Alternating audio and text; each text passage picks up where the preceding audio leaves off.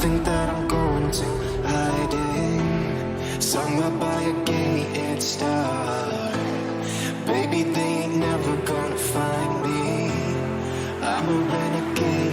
I could be the one who saved you from this place. We could be as one and escape. We could run away, we don't gotta stay. I can feel it, it burns inside me. Take away the pain, we can go insane. I can feel it, it burns inside me. Burns inside me. Burns inside me. Burns inside me. I won't let you down.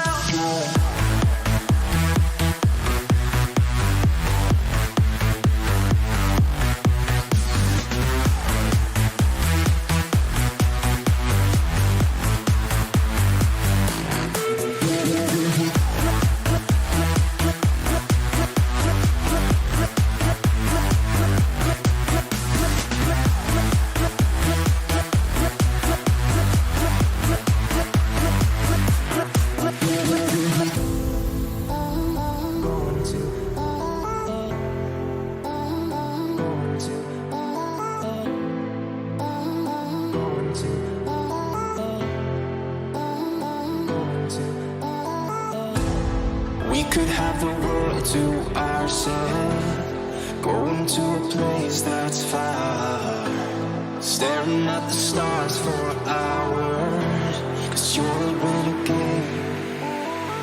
I could be the one who saved you from this place. We could be as one and escape. We could run away, we don't gotta stay. I can feel it, it burns inside me. Take away the pain, we can go insane. I can feel it, it burns inside me. We could run away, we don't gotta stay. I can feel it, it burns inside me. Take away the pain, we can go insane. Trust me, I won't let you down. I won't let you down. Yeah, I won't let you down.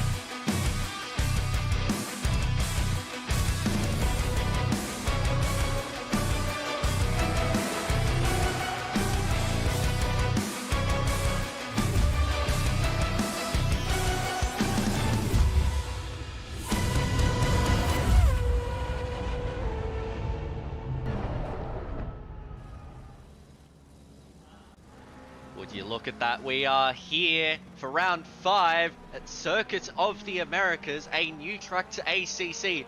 Welcome everyone. This is Split Ascari and Split Becketts. Of course, starting with Split Ascari. I am Alex Bowen. Joining me, as always, on a Thursday night, we've got Jamie Conboy and Neil Alexander. How are we? Hello, Alex. Hello, everybody. Hello, YouTube chat. Hello to you, Neil. By the bulldozer! How are we, everyone? Oh, been better. How are you, Alex? Oh, doing fantastic. It's a Thursday night with ACC. Gotta love it. Yes. Yep. Kettle's been on. Cup is ready to go. YouTube chat in the house. Hello to everyone. Zach Graham. Hello, mate. Jono Dog. Swampy Butt. Pooch. Hello, Megan D. Have you bought that bulldozer yet? Is the kettle actually on? No, it was on. It has been on previously. What it is did you still have? piping hot.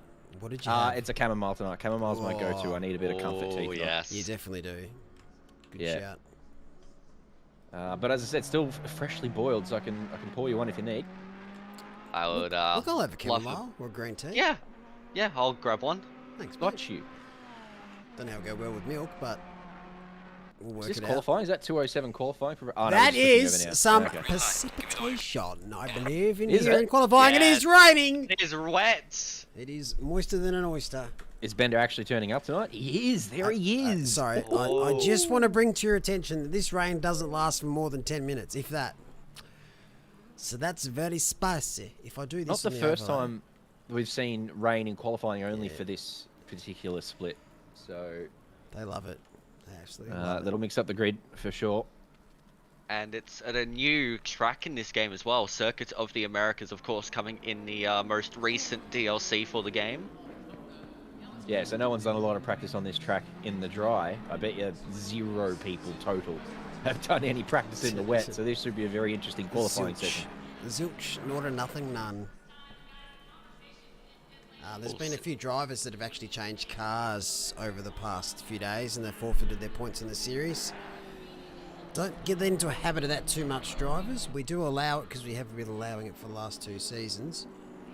But Regan Herbert's one of them. He's moved over to the Ferrari. Is he? He was on for the championship. He's had some good results, wasn't he? Nah, he's had a shocker in his words. Right. But that's fine. That's fine. There's been a couple of others, and might put it not so high up on the leaderboard, but the old cars out there. You see 667. I don't know why it just says that. I'm going to have to change that. Doesn't quite stand out the same when it just says car. There isn't someone called car. No, I think car is a rather appropriate name for it. It's not really a very safe car. just a car. It's lost its safety rating. Well, I mean, if it starts to roll out onto the track again like it did in Hungary, then we'll definitely... Iconic moment in OOR safety car history, that one. The reason why it dropped its safety. It's still sitting in the fence somewhere in the pit lane. Yeah. Is this the Kai Ruden-Seneca split that I thought it was last night? Yes. But it actually wasn't. This is the proper Kai Ruden-Seneca split. can Not say that it now. fake one from last night. Van Correct. Vliet, Ricciuti, Herbert, Lamb, Nippers, Clark, Lee. It's a strong split. This is a very strong split. It's always got some really good wheel-to-wheel racing. Yes, Split Ascari has always been a very, very strong split in regards to safety and speed, as we take a look at Regan Herbert cross the line now to start his flying lap in these rather wet conditions. It seems the rain's already pretty much eased off. Yeah, it's just stopped now. So it's what, 2-minute shower, little sprinkle. That doesn't mean that we won't have rain during the race, but it's trending towards being dry. Fingers crossed. Does anyone have an update on T-Mac last night? Did he get a valid lap in? T-Mac, if you're out there, this is Tom McDonald, not the Thomas McKinns. Did you get a valid lap in, mate? There's too many T-Macs in OOR, it seems now. Too many, or I don't know if there's a third. I know there's too many Bradleys and too many Zacharys. There is a lot of Zacharys, isn't there? Yes. But they do spell their name differently all across the board, which I like. Yeah, I'm hearing that T-Mac did get a lap in last night. It was his second last lap. I think he said he did. I need confirmation. I actually need visual confirmation of this. Regan Herbert's had 4 top 10s out of 4 rounds. He's 5th in the championship. What sort of a shocker is that? Wish my shockers were that good. Goodness me, Regan. I just tick the boxes. If that's a bad start, then far out. My F1 season started off Who's that absolutely there? abysmal. Like that driver in the Audi there. That's my F1 season. They've done nicely to get out of the way of Herbert there too, who's on his hot lap. Not sure what that other car was doing in terms of a hot lap or an in lap or an out lap or whatnot, but Herbert didn't seem to get too phased by it. Might have lost a 10th or 2 as he... what was it, an Audi, was it? As he watched that Audi have a little bit of a whoopsie-poopsie on the outside there. There's the whoopsie. I need that on a T-shirt. Bingo card. Pronto. Nice and early. Get it out the way. G'day, Don. How are you, mate? I wish my Nice good result weeks for were you that last night, good. Don. It was a good result for you, Don. Don is good. That's why isn't that on your Nice. livery, mate? Why isn't that on Oh. a shirt? That's a good I one. wonder if that is something that's sold in New Zealand. Is Don is good. What is it? Don is The it's Toki... No, it's Don. They've got their own... It's like Don. salami, isn't it? Yeah, Don Small Goods. Yeah, yeah. Don is good. Good ads. Alrighty, those times are starting to filter in.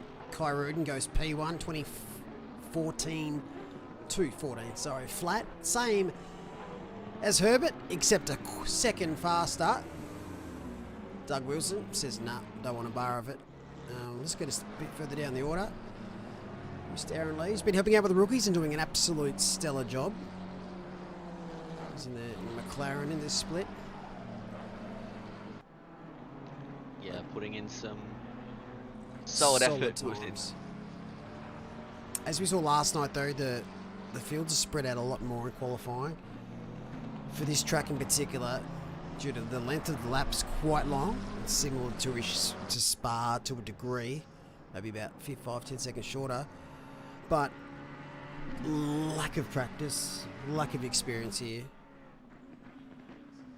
Yeah, you're always going to get some very varied times around a track like this, where it's rather new to everyone, still not quite fully practiced up. I'm looking forward to seeing if the track evolves. And how much so, if so. We've got 8 minutes to go, and you said the rain stopped a while ago. There's a chance this goes to, you know, sort of greasy, maybe even green.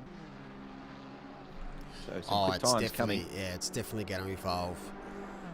Either way, you want to be out on the track right at the end of the session. You essentially want to be the last car across the line. Yep, it could be quite an interesting qualifying. It started off wet, it's gone to damp now. I wouldn't expect that to take too long before it changes to greasy. Yeah, with how many cars circulate, you expect the track condition to change rather quickly, although it is, as we said, a rather long track. It is already rather tricky in any car you throw at it. In the GT3s, it's quite the beast, especially if you throw a bit of moisture. Speaking of the man, the myth, the legend, Tom McDonald is out there tonight for his Sprint Series race. He's already got a lap in, so thumbs up from all us all here in the commentary box there, Tom. You've already outdone yourself from last night's Porsche race. Big night for you, T-Mac. He's up in P9 at the moment, doing a very solid job. Herbert's just crossed the line P1, 8 thousandths faster than Kai Rudin. Oh. Matt Nipperis has a handle on the pace as well. He's up there with the big fellas in P4 at the moment, in front of Matthew Lamb and Stefano Ricciuti as well. So it's a very fine lap there from Matt Nipperis. Very fine. Yeah, well, you'd think that Nissan would be able to stretch its legs quite a fair amount on this very, very long back straight. Even then, I reckon the Nissan would do rather well around here, especially in the hands of Matt Nipperis, a very, very capable driver. Yeah, Nissan's a bit of fun in the wet. It's only 1.1 second back as well. It's a great mix of manufacturers in that list. The top 10. Yeah, it's a nice mix, even with only 21 drivers having a valid lap so far. Well, top 6 are all different. That's what I love to see. Might be separated by 1.9 seconds as the McLaren goes in there. There you go. Top 7, all different manufacturers. You love How to many see it. manufacturers do we have? It's 12, isn't it? It's a very good strike rate. Yep. I'm missing the Honda. No, we have the Honda, Wayne Darwin. I mean, Yeah, in but that it's top, in the top 7. top 7. Yep. 9. I put the pressure on. I am. Aston, not up there yet. BMW, surprisingly, not up there yet. We're missing... I don't think we have any Bentleys racing tonight, so we can't have a Bentley in there. That's sad. No Jaguars, I don't think. No Racer Engineerings.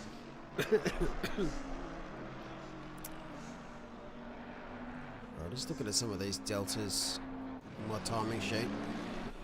Zaskus is currently up 1.3 seconds, which won't move him up too much. But I reckon there's a lot more pace out there in the tank. David No Practice McNulty, currently 22nd. It's got a lap on the board. That's a good start. He's You'll got be something pleased on with the that. board.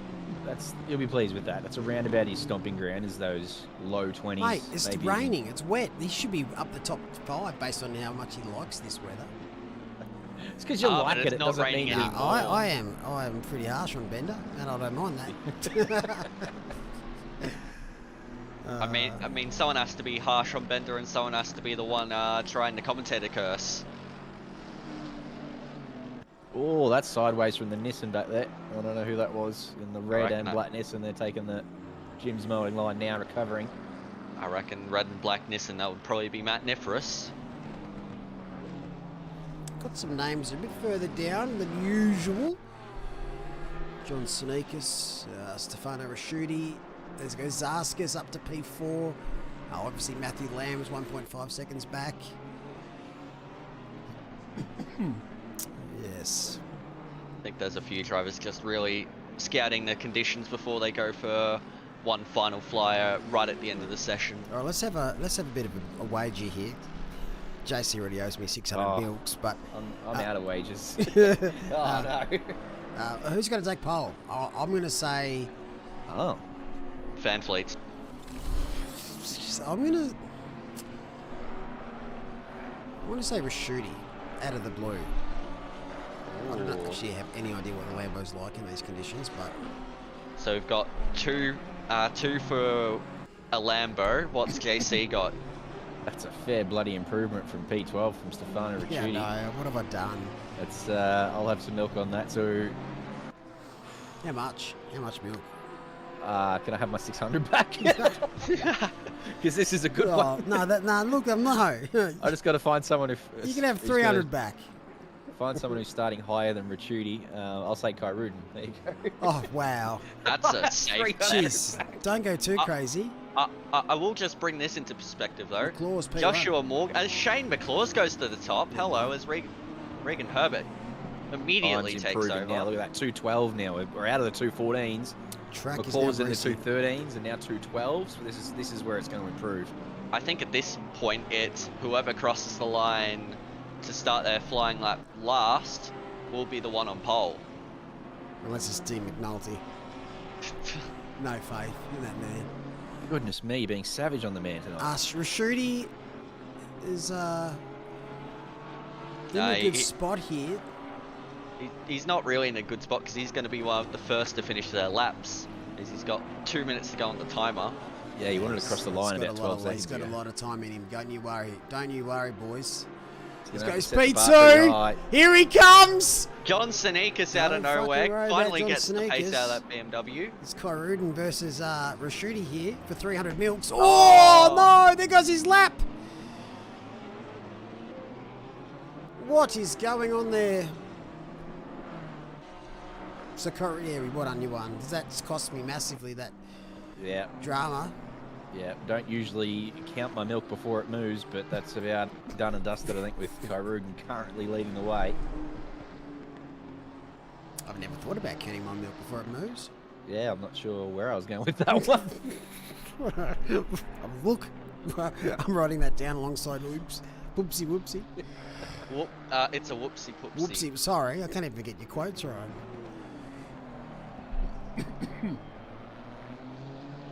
Mercedes has always been pretty strong, Brett. Whether or not it's a weapon now is to be seen. We haven't had much racing since the patch, so we're still... It's close. Everyone needs to start talking about BOP. It's not a big deal. It's closer than it's ever been, based on all that I've seen the last 2 days. You want to see some cars that have been struggling a little bit to be a little bit better, but the BMW is far from shit. Whoever said that in chat, I saw before. That is just silliness. Hold on, Sean Glover. Shawnee Glover goes bang in the Porsche Warshy. Porsche Warshy. What have you done to me, JC? Never mind. That was as Regan that was Herbert at short-lived. 210. Ladies and gentlemen, we got it. At 210.7 from Regan Herbert. Said like I've got kids. I don't have kids yet. So that's only about 5 seconds off what we expect dry pace to be. So the track is really coming to these drivers now. Yep, still greasy, but that's not far away from probably going green at least. Timer about to tick over to 0 now, so everyone who's on the start-finish straight, they will be the last to cross the line. Plenty of drivers on track at the moment. Keep my eye on this man because he's currently up 2 seconds already on his time, and he's got part of the circuit that is going to be very handy with dry conditions. John Sneakers can't overtop Regan Herbert. Neither can Ali Kai Rudin. Oh, is there hope for shooting? No, there's no. It's gone. He's in the pit. Oh no, the car ahead's going to cost Piper here. He's up 3 seconds. No, he gets past all right. BMW, yeah, got out of the way nicely, that green. That's a nice looking BMW, actually. It is. For once I can actually say there's a BMW looking good. There's Matthew Lamb to the top, if you don't mind. Bang. Left it late. Timed it well. Oh, snappity. It's still up 3 seconds though, so this is going to be a big jump here for Benjamin Piper. McNulty up to P14. Need a Motec there, mate. That's bullshit. 14th, nice. Piper What's goes Benny got in him? Fifth. Fifth. Very good qualifying session for Benjamin Piper. Nice one. Crossland up to 6th. Well, very happy with that. Few late ones coming in here. They're a bit of a surprise.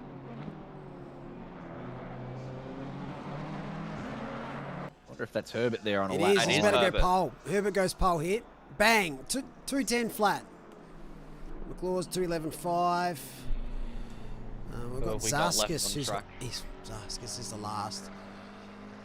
Don't count him out. He's up at the moment 4.2 seconds. 4.4 seconds. Wow. This may be top 3. Yeah, P3. P2. Ooh, he's found something in that last sector as well. Wow. Nice On work, the Arns. front That's row. a huge lap. That was awesome, Quali. I enjoyed that. So it is Regan Herbert on pole from Arnis Zaskus, then Matthew Lamb in P3.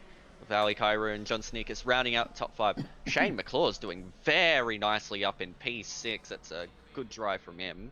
And Benny Piper, Steve Crossland, Sean Glover, and Tom McDonald. Hats off to Tom McDonald, T-Mac in P10.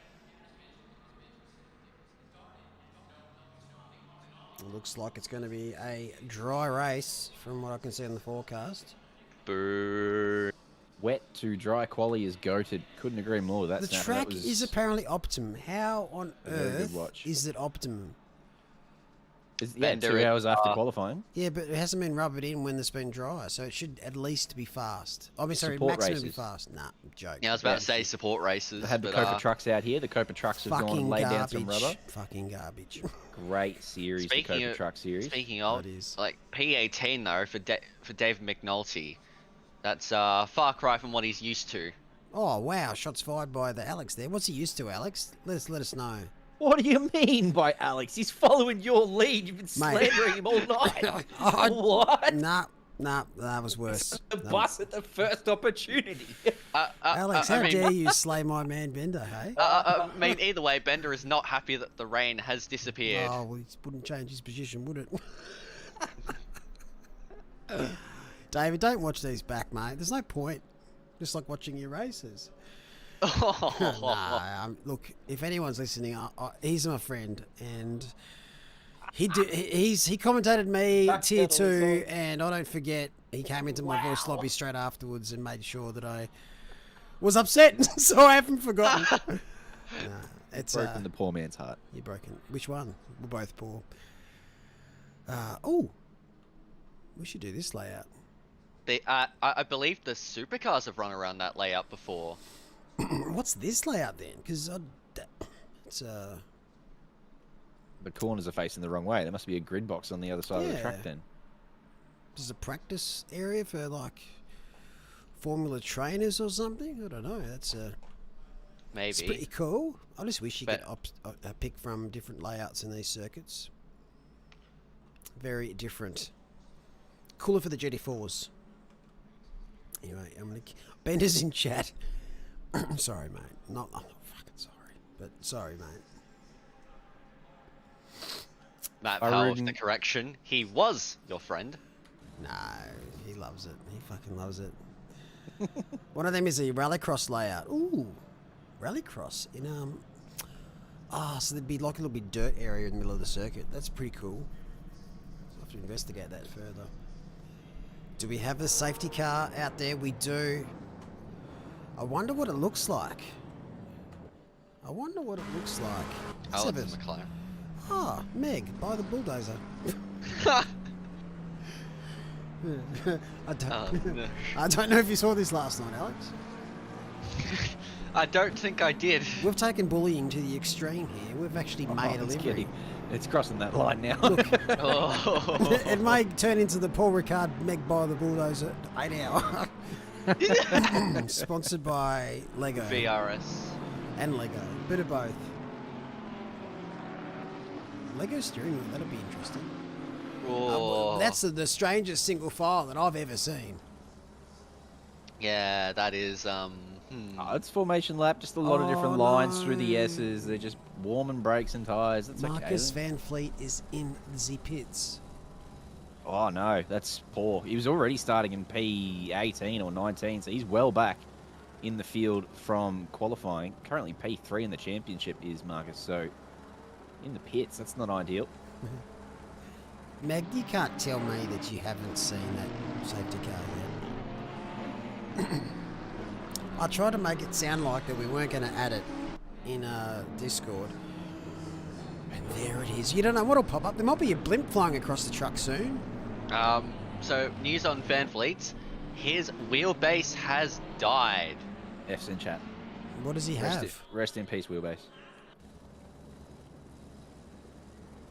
That is Died or it's a devastating. USB issue? Because I see a lot of USB issues, but not so much the actual items themselves passing away. Either way, it's the same result, and that's not racing.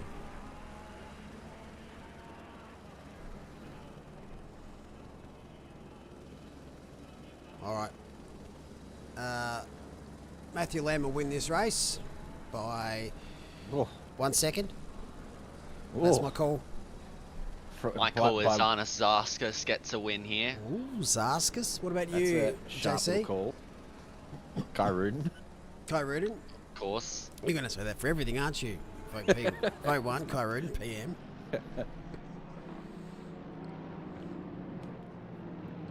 Sneakers has gone a different direction with the BMW, and somehow he's managed to go even worse. Look.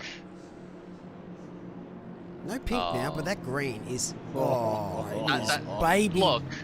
vomit.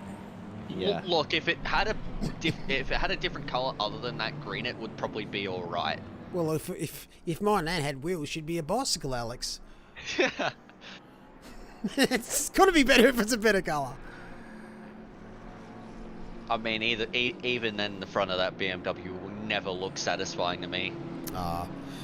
It's quite polarising. I'm a fan of it personally, but you have to have the right colours on it. Yeah, if It you can't have the right blend colour. into the bonnet like it does. Ah, so his kids designed it apparently, according to Paige. Well, guess what? More schooling for them. Anyway, over to you, Alex. Take us away for Split Ascari. Alright, so we are coming up to the lights very, very shortly with Regan Herbert, Arna Zaskas, and Matthew Lamb, the top three, Ali Curran and John Snickers just behind, and we are... Are we on the way? There we go, now we're on the way. It's a bit of a delayed start. It's caused a little bit of congestion up the back. There's going to be a few wide into turn one. Will they all get through? Obviously, hairpin very much like... Oh, and they haven't even gotten through turn one, and there's already chaos at the back. They're going 3 wide through this corner. Please do not crash. That is a wonderful move from the Porsche to get around the outside of 2 cars. Then we go a safety car. Yeah, fair enough too. There's a couple of cars facing the wrong way back at turn 1, so they wanted to give those guys a chance to reset and everyone else to recover themselves. A lot of cars went deep into turn 1, and a lot of cars maybe just took it a little bit safer than the cars around them, and it just made a mess of turn 1, really. As Alex said, it happened before we even got to the apex. There was cars facing the wrong way. Van Fleet has managed to buy a new wheel, install it, get out there. He's going to be loving the fact that there's a safety car. Lost the first challenge for Marcus. Yeah, this will be Marcus's favourite conditions to really fight his way back up the field. He does some great combat drives. Does the Lamborghini driver. Ascari with the safety bulldozer. We need some. Get a Lego safety bulldozer. Is there anyone in chat who did this track last night, either via Sprints or Porsche Cup? Have you had your mind changed? We discussed last night how it's a very polarising track. I'm sure Babby's in chat. He can't stand this track. It's up there with Monza on his most hated list, which is huge because Monza has been a meme for Babby for a long, long time. Anyone who raced here last night, has racing here changed your mind?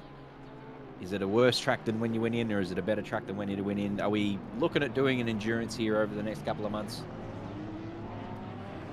Wahlberger's done it in rookies. He disliked it, but after racing it, kind of liked it. I reckon that's going to be the general sentiment that comes through. Not sure how much racing Babby's actually done around here. I think it's a better endurance track too. I think it's the same as Paul Ricard. I mean, at least it's not Indy. So I enjoy Indy as well, but a lot of people don't. Paul Ricard is better. Just replay the start.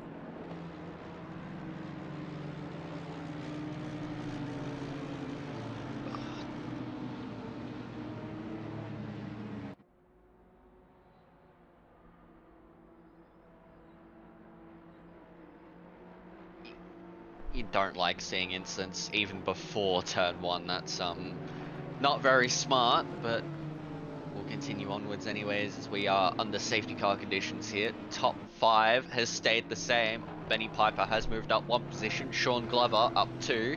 McClaw's down 2. Crossland down 1, and Tom McDonald where he started. That is your top 10. He is the... Still waiting. It's a long lap. That shows you how long the lap is. I think we've elapsed 3.5 minutes of this race already. So those that have been involved in incidents are allowed to pit here to fix damage, but you only, and the safety car will wait for you to repair, but only if you pit this lap. We do have someone in the pits. That's Charles Clark. Ben Ferguson's in the pits. As you can see, Van Fleet was in the pits for 39 seconds at the race start. The safety car's been only in the pits for 43 seconds. That doesn't explain something, then I don't know what will. But so yeah, the field should wait here for Ferguson and Clark. Well, how length of this track is, they won't have to do another lap. They'll be on the back of this before sector 2. Yep. Yeah, we should be able to get this race underway pretty quickly, you'd assume. Yep.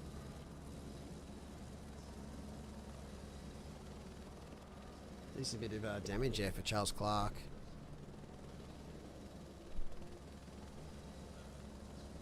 Ben Ferguson is out of the pits. Charles is still in there. I think he moving now? He's moving, yep. Yeah, so these two should be able to catch up at the back of the field before this lap finishes, and we should be able to go green again as the pit window will open after the safety car, or before the safety car comes in. So she can pit this lap, but it's not worth doing. 100% not worth doing. Yeah, unless you really feel that you're going to have a bucket load of pace. Yep. Pit window is open. 'Cause, I mean, there'll be There we plenty go. of free track for you to use, but I don't know whether you'll be able to utilize it completely with a 53-minute stint. As we saw last night, quite a lot of drive-through penalties for track limits.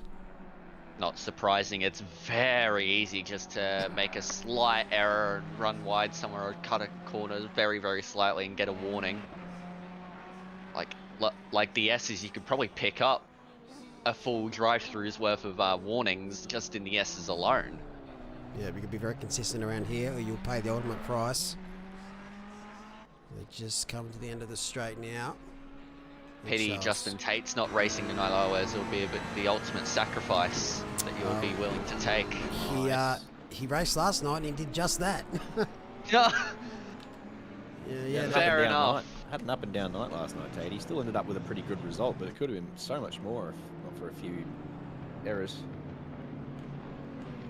Yeah, the drive-throughs were interesting last night. There was probably not as many as people feared there would be, but there was still more than... Well, there was more than I thought there'd be, which I think landed on a pretty good spot. It was probably 5 or 6 of them. It was just a good little zone. Yeah. Brad says, what did that guy get DQ'd for cutting the course last night? It was an in-game penalty because he just cut too much of that hairpin at turn 15. You do that and the game just says no. It's much like the Mazzano, but in saying that, if you're in a qualifying lap and you're cutting the course to try and get yourself closer to the start-finish line and get another lap in, you'll be DQ'd anyway by us because that's very unsporting. But safety car's coming in, I believe. Alex, try again. All right, we are on the way. Regan Herbert's got a brilliant jump on Arna. Zaska's going out of the final corner. Lamb has held close, but so too has Ali Kyrudin. Kyrudin, the straight line speed of the Mercedes, will have a go up the inside of Matthew Lamb. Matthew Lamb defends and holds on to that position for now. Oh, that BMW gets very, very close, but it seems we are clean so far. And it is still Herbert from Zaskas, Lamb, Kyrudin, and Sneakers, the top 5 on board here with Benny Piper in P6 at the moment. Yes, looks like everyone has gotten through turn 1 safely, so we will be underway for a full green lap, you would hope. Oh, is that that's Kyrudin? Kyrudin getting a bit loose up ahead. Just losing the rear end, but keeps it pointing in the straight line.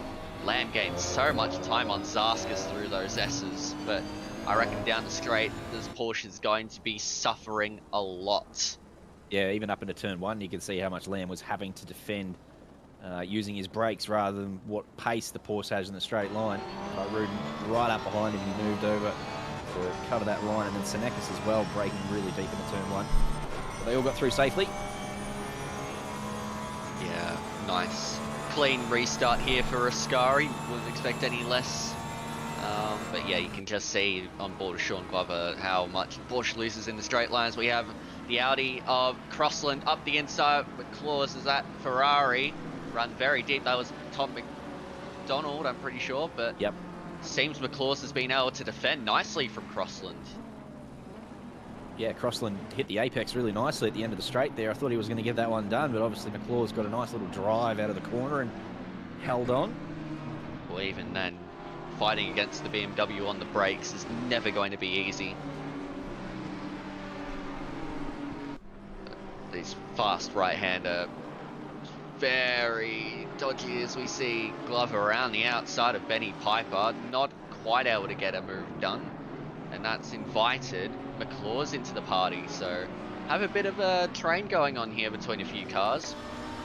Seemed out front, was it Lam just having a little sneak on the inside of Zaskas, but nothing doing, obviously, for the straight line speed of that Porsche, as we've been mentioning so often. We do have a few in the pits. We've got Van Vliet and Andre Sabille into the pits. It's not Van Vliet's night, unfortunately. Not sure whether that's hardware related again, but Van Vliet having a shocker, unfortunately. Oh, was that Crossland getting a bit crossed up there? In front of, I believe that is Rishuti. Yeah, on board with Rashidi at the moment. The Lamborghini. So easy to get it just slightly crossed up here. Seems like a very traction limited circuit. And we've got, wow, John Sinikas is on 3 warnings already. That is insane. That's not ideal. The earliest one we saw last night was about the 19-minute mark. I reckon Jared Ellis picked them up pretty early on. But that's 11 minutes down. A lot of that which was run under safety car. So that's very early, those 3 warnings for John. Yeah, not ideal in the slightest. You got 2 when Ali was doing a bit of a drift. So, Whoa, oh, that's off. what's happened with Benny Piper? He's Yeah, he's been not attempting. super nice there, just waiting for everyone to go past. I don't know if that's another hardware issue or something there, because he's being very, as you said, Mel, he's being very generous, if not. He's just That was the allowing corner where everyone to- Justin Tate got DQ'd for cutting it, so maybe he was cautious that he was, if you try to get back onto the track in a safer spot, but he cut the corner, he'd pay the ultimate price anyways. And Nissan just darts into the pits behind. That is Nippers. That's an early stop. Few early stoppers, of course. We had Sabille and Van Vliet into the pits.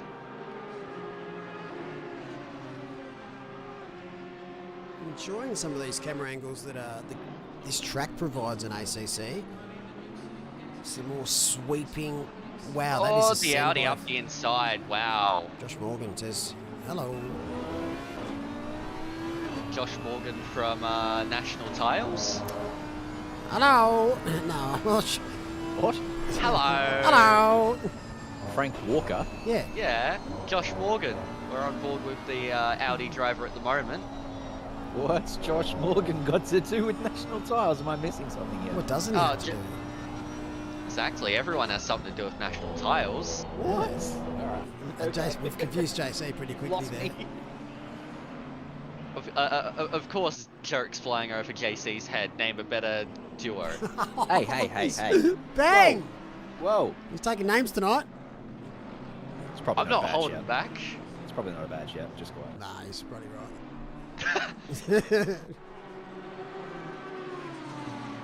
Meanwhile, in this race, Rashuti's having a good look at Crossland again. This time into the left-hander at turn 12. No, can't have him dive there yet. Still fairly early in the race. Don't want to compromise, especially at that tricky, slightly downhill braking zone there.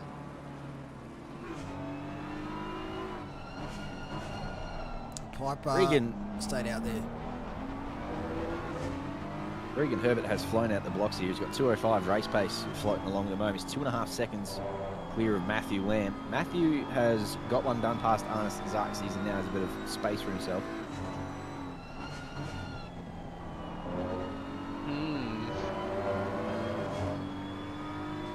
Double the information, double the fun. Shooty gets it done past Crossland. Nice overtake there. Into the final corner, and now they're up the hill. Donald not too far back.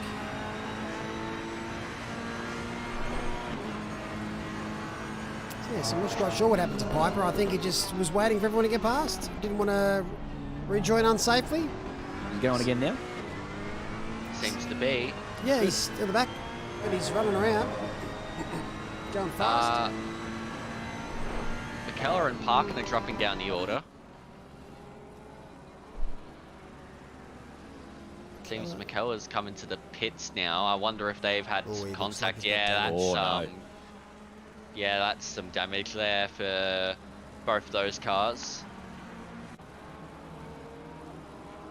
Not ideal as we have a look here at Doug Wilson battling with Connor boy. Hind at the moment. Our boy. the fellow number 91 merchant. Good to see the number 91 on a Nissan. I mean, if this was a sprint round, he'd be in the perfect position as well in P12. We might have to change it on the fly here. Yep, stop the race with 40 minutes to go.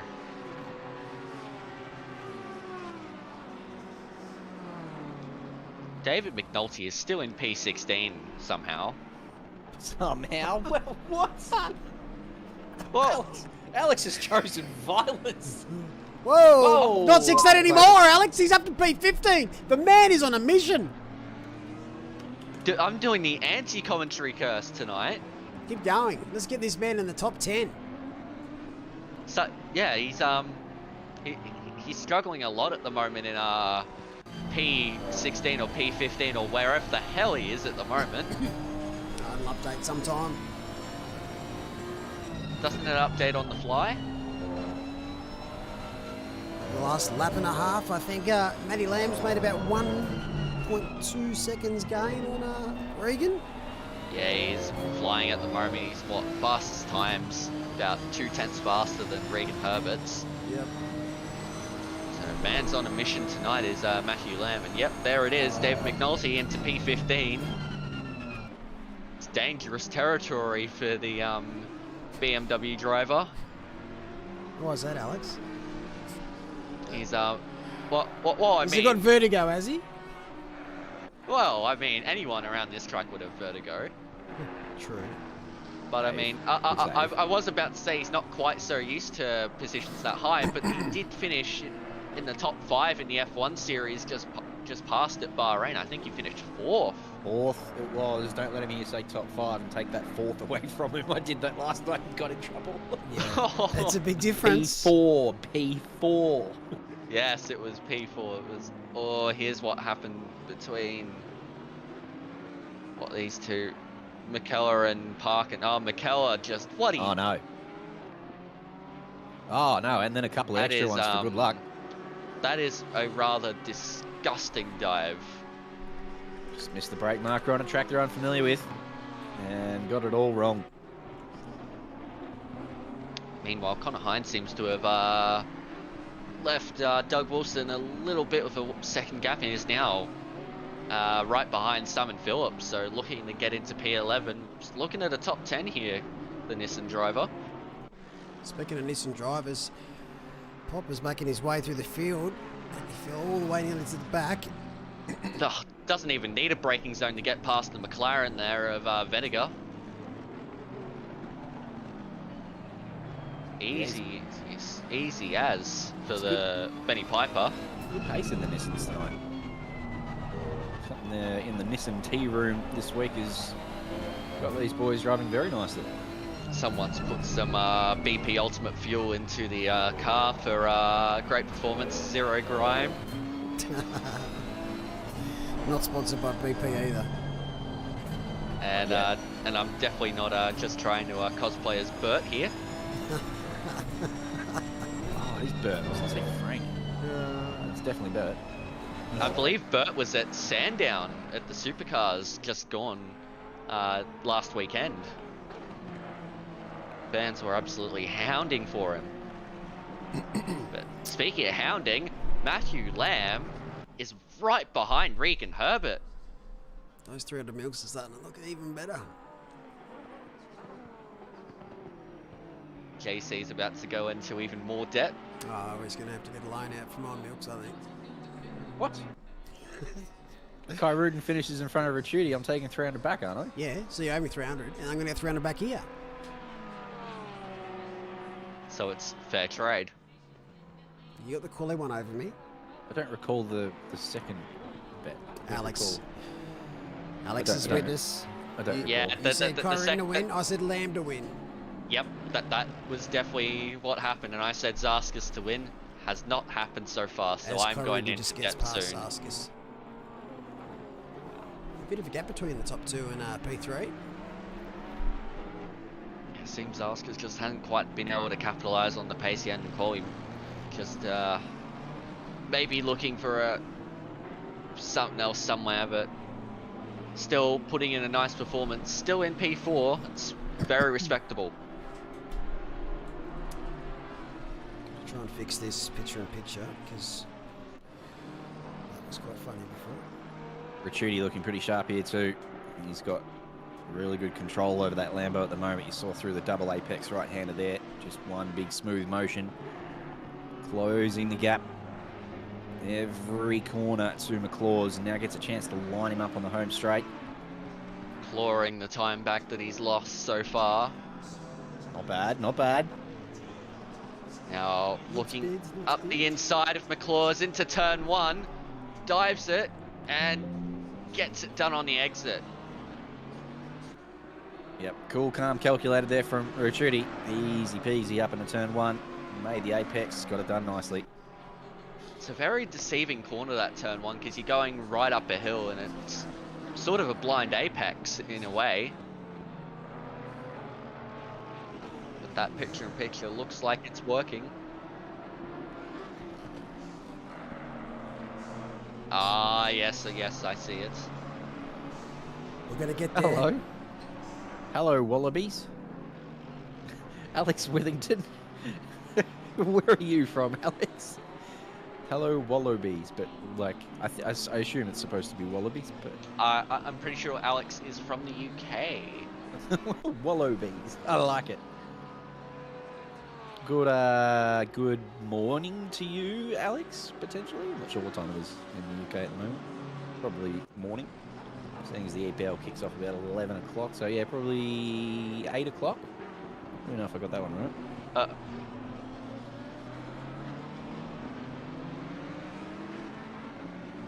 No, I'm not having any more milk with you tonight, mate. I'm running out of milk. He's already lost his dare livery. Oh, but to be replaced by what is a very high quality livery. Oh.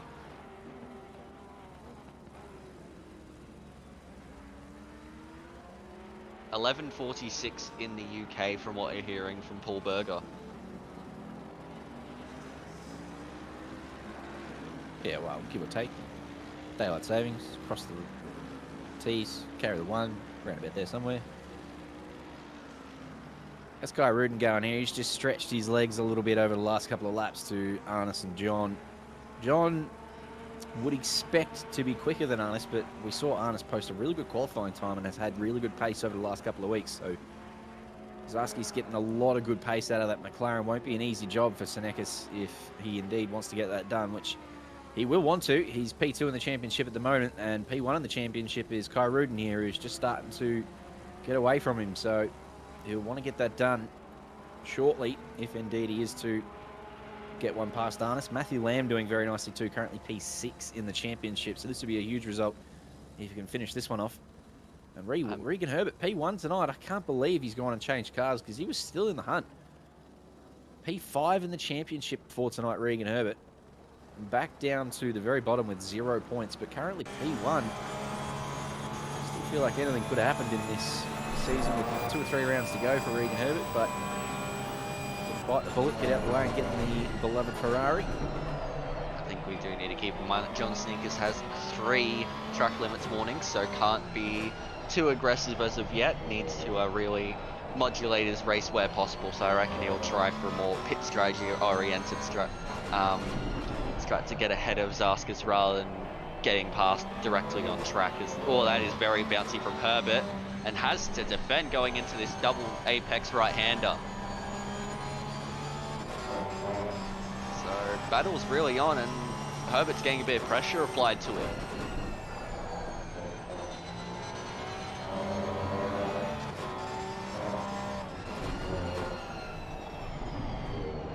Quite close up to him in that last sector as much as he would have wanted those, so he's got no opportunity up here in turn 1. Ferrari will just walk away with these. Au revoir.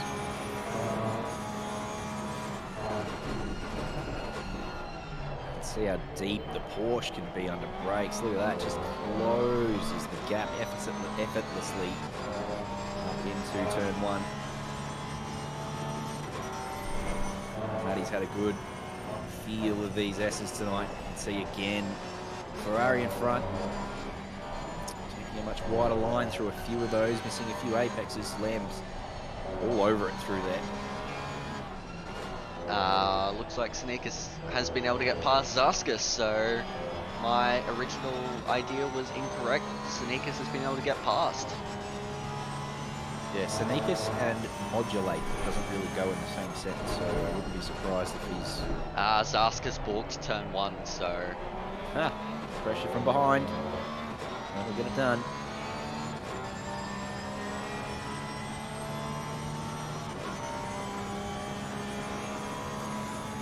Lamb's not really gaining much on this straight as you'd expect.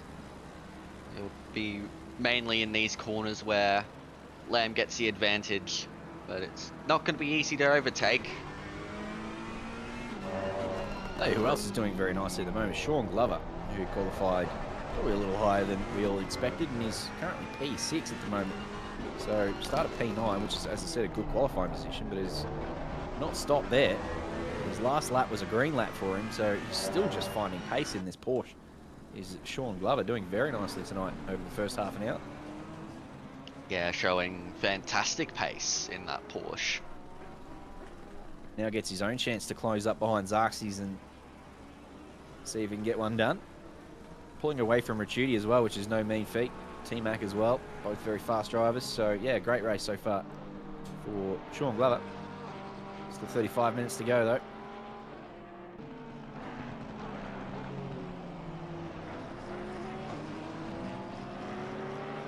JP and John Senekis are the Bruce Lee and Chuck Norris of OOR. Discuss. Which one is which, Don? Yeah. Go again, go again. JP, so Peach, and John Senekis are the Bruce Lee and Chuck Norris of OOR. No one can be Chuck Norris. No one can be Chuck Norris has never lost a fucking race. What are you talking about?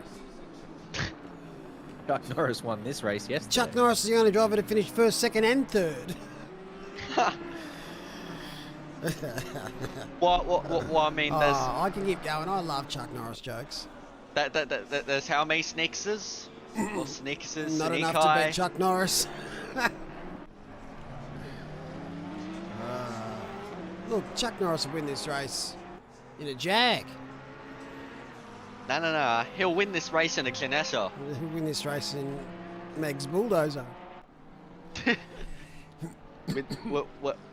Win this race in a, I don't know. Chuck Norris has already won the Paul Ricard 8 hour, and he did it in 4 hours. Did you I hear can keep that going. I'm born for this. Did you know Chuck Norris actually won it in 2 hours, not 4? Oh, wow. That's just funny. And he's already donated $1 million to Babby's funds, of course. Feel free to anyone to donate to that. Lamb looking really likely now. Herbert just made a little Switch. error coming out of the... Here it is. Here's the move. Herbert's just had a couple of bad corners in a row there, really. And Lamb was ready to pounce. But we've got a little bit of a switch here from Herbert, and Herbert's going to have the better straight line speed going into turn 1. Trust those Porsche brakes. Go inside, defend. You Lamb's can't come already back across. defended here. Oh, you got to be careful doing that, Lammy boy. That's 2 defensive moves, and that is not that's on. a bit naughty. That is a bit naughty there from Matthew Lamb. Yes, that's 2 defensive moves. You cannot be doing that, especially in the braking zone. I have a feeling he did the same against Ali Kairudan earlier on in the race. I was going to say that looked pretty similar to the one we saw early on, lap 1 for him and Kai Rudin, and I didn't feel like it was 2 moves, but I'm happy to be proven wrong if you want to pull up a replay, but I'm sure the stewards have got all the replays. It looks close, as that was loose from Regan Herbert. Nice little save. He is struggling a bit at the moment, Herbert. He's made a few errors in the last couple of laps, and pushing a bit too a hard, few more perhaps. now too, so... Needs to jump back into his, was he in a BMW? It was the Bimmer, yeah. Needs to jump back into that. Might be just looking for a pit stop here and fresh set of tyres, and another half an hour in front of him, he'll come back. But the lead of the race goes to Matthew Lamb. David McNulty's in P11. That's the important battle, though.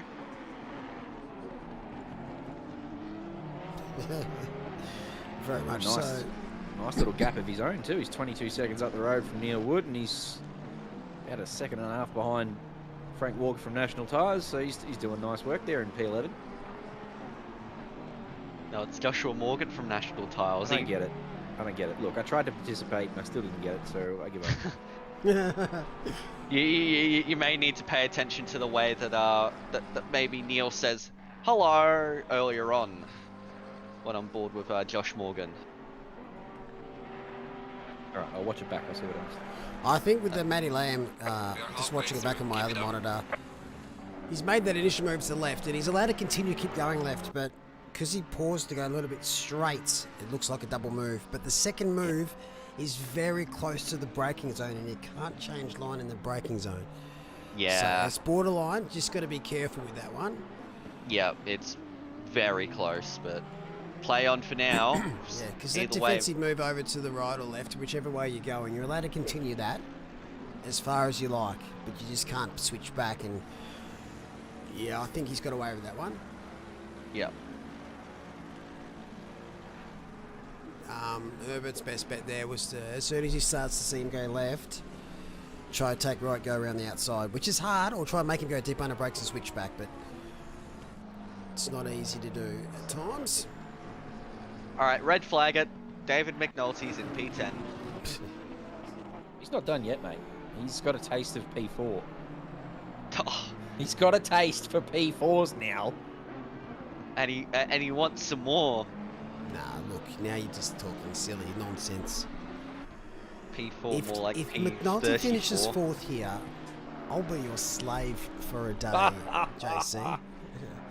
Look out. Well, he's up in the P9. You never know. Trying the bender strat. We'll be keeping that one in the virtual memory banks for a little bit. We'll see how that goes with 5 minutes to go. Van Vliet's having a nice old look at Matty Niparis. Van Vliet's having a flyer at the moment. Last the first challenge. He's put in a fair effort into it. He's got the talent. It's not easy to get through this field. We've got T-Mac just behind, so he's having a look. Making my way downtown. Matty Powell saying, hang on, I'll contact Glenn to crash the servo and Bender gets the P4. Results will stand. Well, because you've announced that, I know it's rigged. So, oh, he's having a bit of a squeeze. There's a couple of Worn Tyre Tribe drivers here. Well, they come together like Kovacs can with each other. It's never nice crossing over the different manufacturers' vaccines. No, so it's Pfizer versus Medina here, maybe? I don't know. Pfizer versus Moderna versus AstraZeneca versus Johnson Johnson. Well, they're not Kovacs drivers though, so that you're gonna save that for Becketts. There's a lot of Kovacs drivers in Becketts. Yes, of course. Worn Tyre Tribe. So this is Pirelli's versus the Michelins versus the what? The Firestones. Don't know if I've ever seen two Worn Tyre Tribe drivers come together. At least nowhere near as much as the Kovacs boys do. So they haven't got a reputation for that, but it's on here. Oh, it happens. It'll happen no matter what. You can't prevent it all the time. It's going to happen with MRT at some stage. Maybe it's already happened. I don't know, but I mean, I reckon if you're talking about worn tires in America, Michelin's probably your best bet to go with. Oh, I get that reference. Oh, JC's got the reference. Get the party popping yeah, now. woohoo! That's an Indianapolis reference. Well, it's happened. Yes, the Formula One race where the 4 cars started.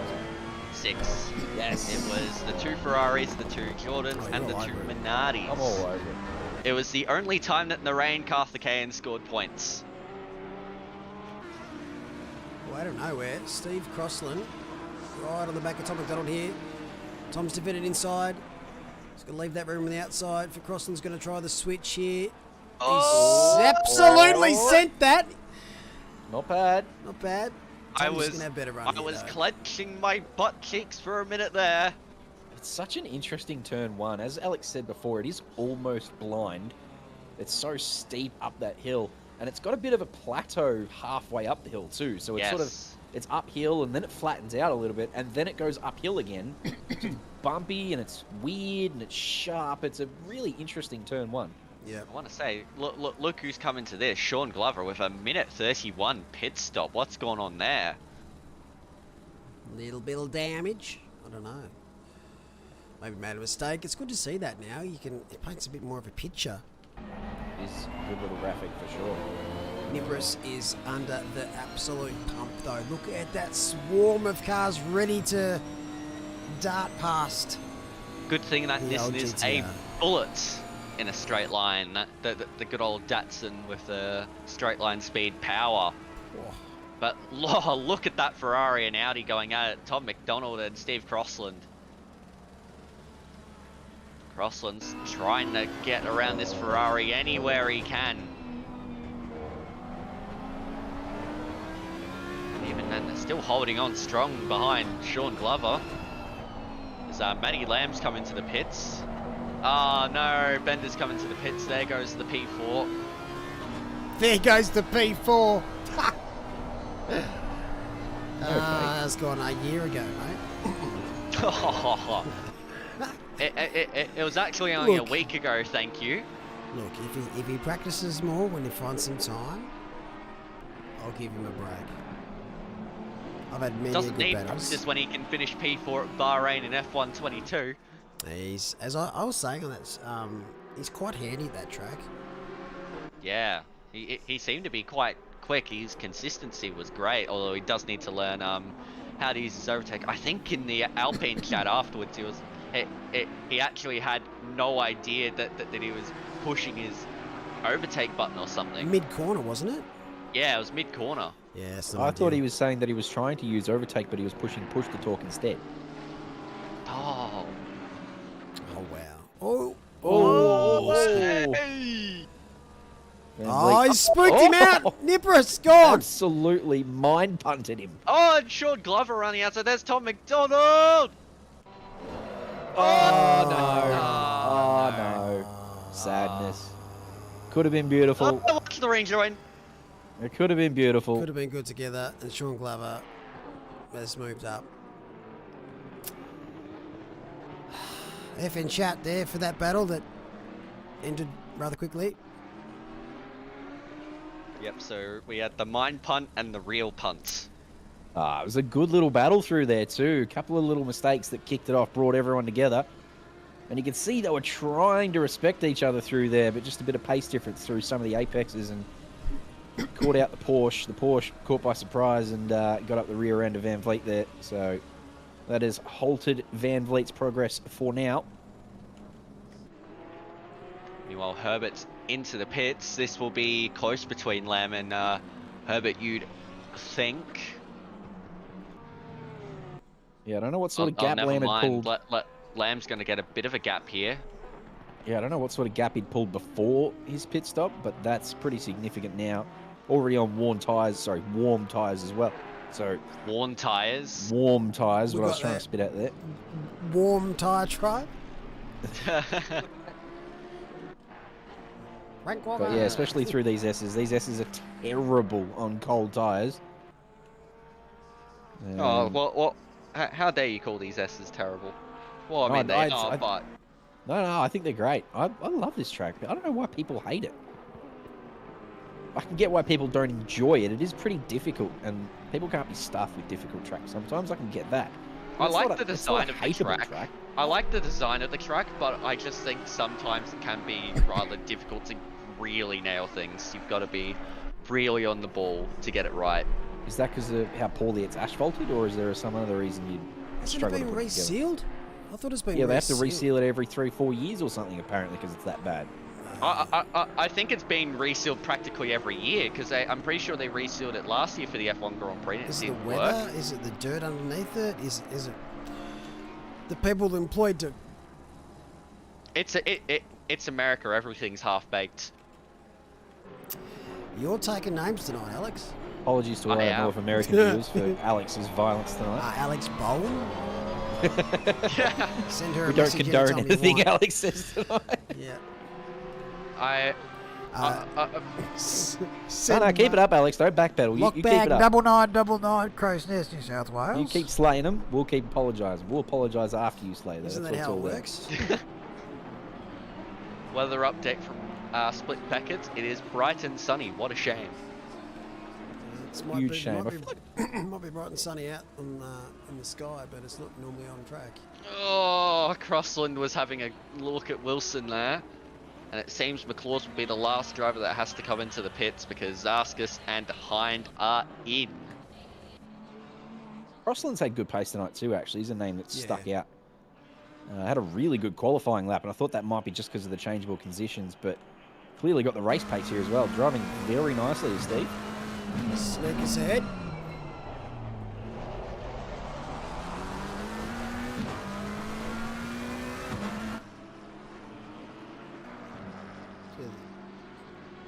Those camera angles shows the elevation changes here at COTA. I think a lot of this this elevation change is actually man-made because, well, you'd think Texas is a fairly flat land. It's half of it's a desert. Yeah, But- they made it but out of used rifles. Just no longer using any weapons. They instead of using rocks, they just use rifles. There's landfill. Well, I mean, if you're looking at Herman Tilke design tracks, this is probably one of the most creative Herman Tilke design tracks out there. With how much? I'm a fan of this track. Because like you. Oh, I thought there was going to be a double. Ah, there's Oh a car my coming God. into the pits. Help! Oh my god. Oh, and all those sausages there too. That'll shake your teeth loose. Oh, the Audis. Please help. So I don't know who's on an outlap here or who's got warm tyres. All fighting for Very- position.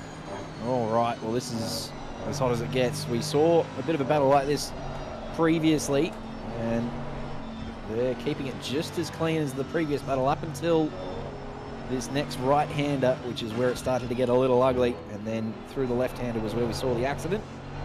But they've kept it all facing straight. Nice work. This one's not over yet, I don't think. That is what is that? That is Crossland, Rowe, Ferguson. Oh, Well, that's it's going to be deep from Crossland. Well, he looks like he's pulled it up all right. yeah. He's pulled it up. It's a nice move. Oh, and look, there's a Honda here of Wayne Darwin. Welcome to the party, pal. Honda's going to be good up the straight too. He's got no slipstream, Wayne Darwin, but he should still be able to drag that Mercedes down here. Crossland does nicely to get on the anchors well enough and make the apex. So he moves into Oh, here's Rowe. That's That's- deep. And he pulls insane. it up. Makes the apex does nicely. And you were incorrect. The Mercedes stays ahead. Josh Breen stays ahead of Wayne Darwin. Nice, Joshy. Hangs Oh, on for and dear the life. switchback Oh, little there lovely from switchback. Gunther, Yes. Very Lovely. nice. Defends the inside like a champ. Here comes Josh Breen around the outside. He's gonna Great get driving. It. Oh. This has been going on for a little over half a lap now. All And drivers concerned Would you doing look very at nicely. look at who's behind this? Benny Piper. Benny Piper deserves to rejoin this battle. Well, whether or not rejoin is the appropriate term or not, but he's been really quick tonight, so I'd like to see him get That's involved in one this. from Gunther Rowe. I wonder if that's just going to invite the opportunity from Ben Ferguson. No. Does get on the sausage curbs. Those sausage curbs can slow you down a bunch. That's actually They are deadly. I do like that though on the exit corners, as long as it doesn't completely throw your car into the air. And look at Benny Piper, he's already up the inside of Wayne Darwin and up into P20. Nice one. That's one done for Ben Piper, but he wants some more. He wants some more, I think. Oh, yes. Well, I mean, you're speaking of significant positions. David McNulty's still in P15, top 15. He's held positions through the pits. Doing very nicely. Here's Bender.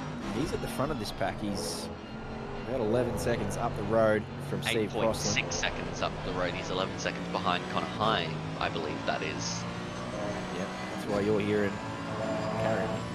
He's done a green lap Bender too, so he's finding pace in that BMW. He needs There's a practice. few making green laps, including Regan Herbert out front, about a tenth faster than Matthew Lamb on the last lap.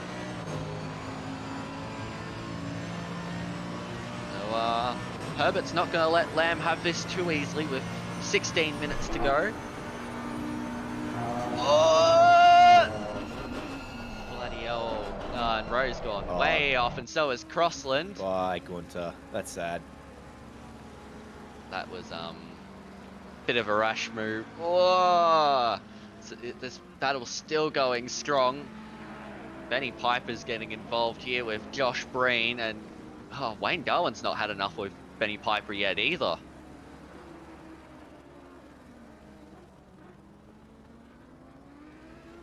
Last of the very late breakers, yeah. I don't know if you got any help. Yeah, I was about to say last of the no breakers. There's a reason why he was able to finish the... Oh, careful, Joshy Breen. Josh Good Breen. save. He did nicely there. He was on his way to the wall. But he recovered well. He didn't just slam on the brakes there either. You could see he just straightened the car up, got back on the gas and saved it nicely. Here comes the Pied Piper around the outside of Benny Ferguson at turn 1. Ferguson brakes late, but has he broken too late? I reckon he has. Nice little switch. And Piper with the switchback gets it around the outside of turn 2. They're so close to touching. Can Ferguson hold on? Yes, he can. What a Good defense. racing. Great racing being demonstrated by the midfield here. That is mind-blowing stuff. Split Ascari turning it on with 15 minutes to go. That's quality stuff. It's been going for over a lap now too. So they're just doing really good work. Piper being patient, but making up moves as well. He's made up a few positions in the last couple of laps. Darwin, Breen and Rowe all falling by the wayside. This is a replay of what happened to Rowe as we saw him miss his brake marker potentially here. Don't think he got any help from Crossland here. Yeah, he's just missed his brake marker by a long way. So he'll be carrying damage for the last 15 minutes.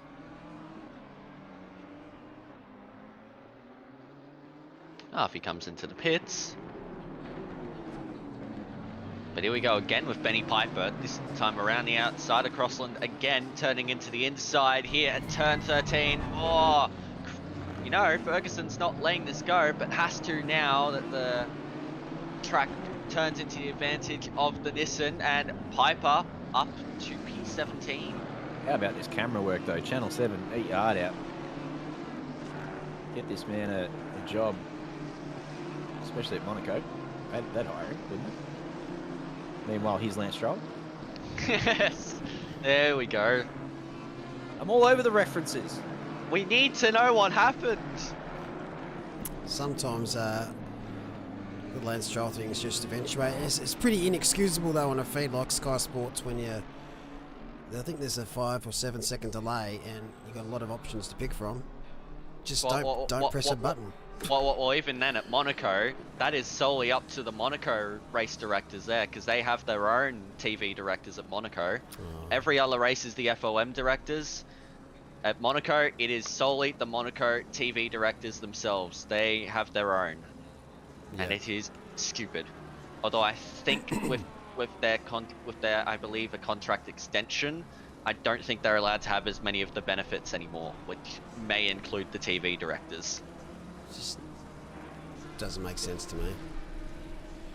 Scarney says, I'd love to see an outlap cam. No idea how to make it work though. What do you mean by outlap cam? As in, just park it on one of the cars that's doing an outlap and chase it through the S's as it struggles to warm up its tyres. That's easy to do. Just focus on another car on the PIP. Yep. Or maybe you do an outlap yourself, follow the ideal line.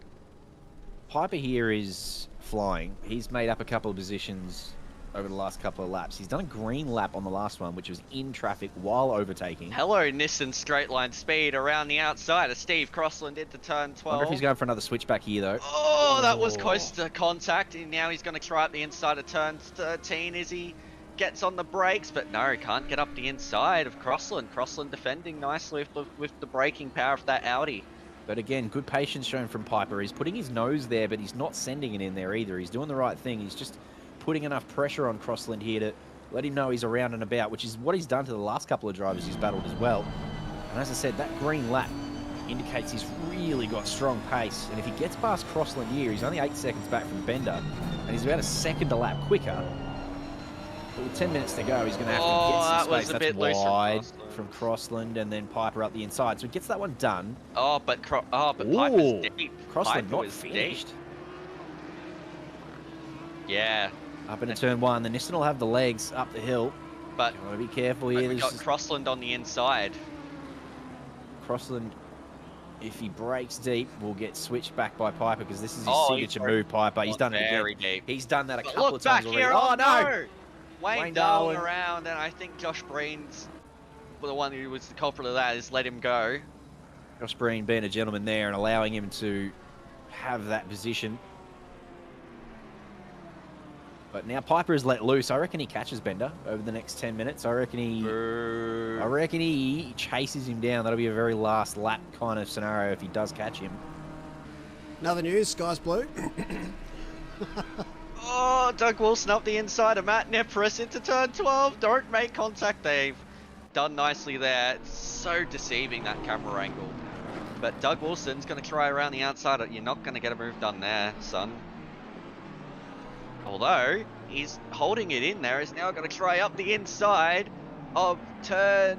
Oh, Nipris read that like a Sweet textbook. Yep, again. I'm telling you, this track is great for racing. Yeah. Ascari and absolutely here we go turning through it the on. double right-hander, and Doug Wilson's got it done, but Nipris still wants to have a go. No, I just can't do it on the exit. I reckon we'll have a look on the straight though with that Nissan straight line speed. Marcus Van Fleet right here. Van Fleet's looking at a top 10 after dropping to last even before the formation lap started. Look, he's got double slipstream here. He's might have a look, but Nipris is going to have an even bigger look. Goes up the no, can't get it done, but Van Fleet's right there. Gonna try around the outside. Oh, that was close, and he's got it done. Nice. Nice drive out of the corner, and now he's up in the P11. Marcus Van Looking at- Snake.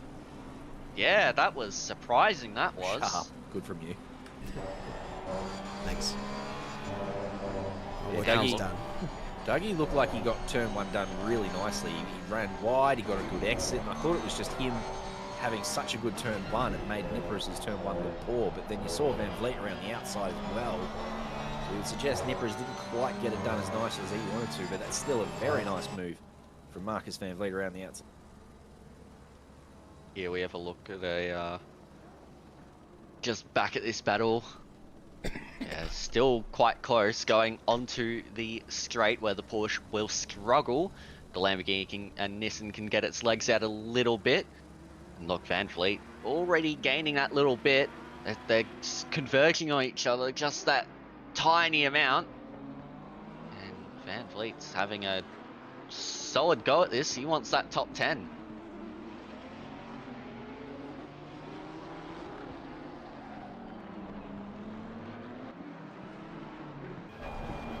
Empress isn't letting it go though. He's going to hold with these two and try for any opportunity that comes his way, where that's some contact up ahead or where that's a mistake from one of the drivers ahead. He's going to hold on to it.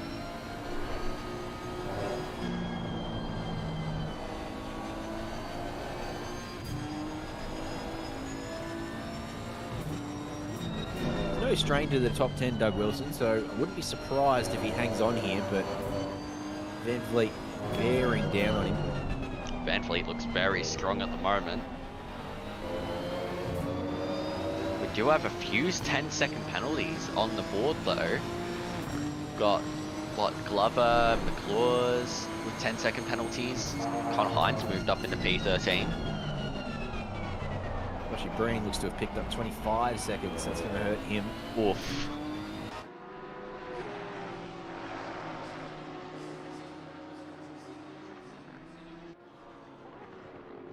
Going through the S's now. Oh, that's an unorthodox line there from the Lamborghini.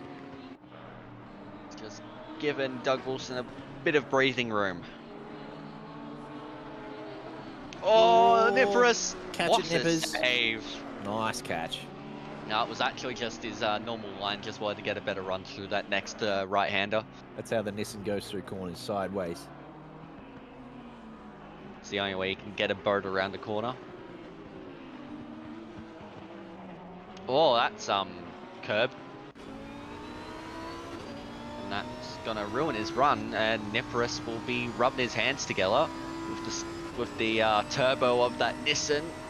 Gaining. It's not going to be enough though, I don't think, although having a look, but backs out of it. Smart move. Yeah, good driving from Van Vliet too, though. Just held his line and hit his spots. Right on the brake marker, hit the apex, did everything he needed to do. So calm under pressure there from Van Vliet.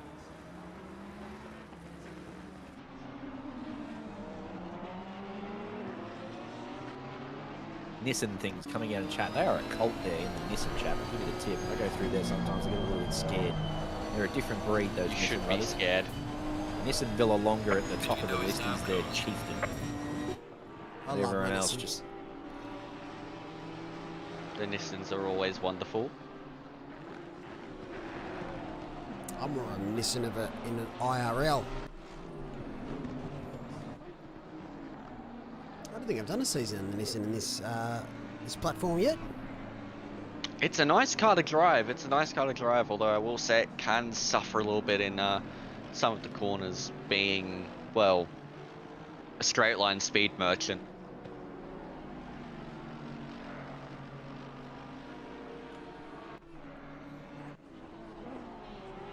Blink and you will miss it. This one's got 4 minutes to go. This has been a great race to watch. I'm telling you, I think an endurance is definitely on the cards here before the end of this year, because some of the side-by-sides we've seen have been really excellent to watch. That's hats off to Ascari as well. They've been driving very cleanly for the most part.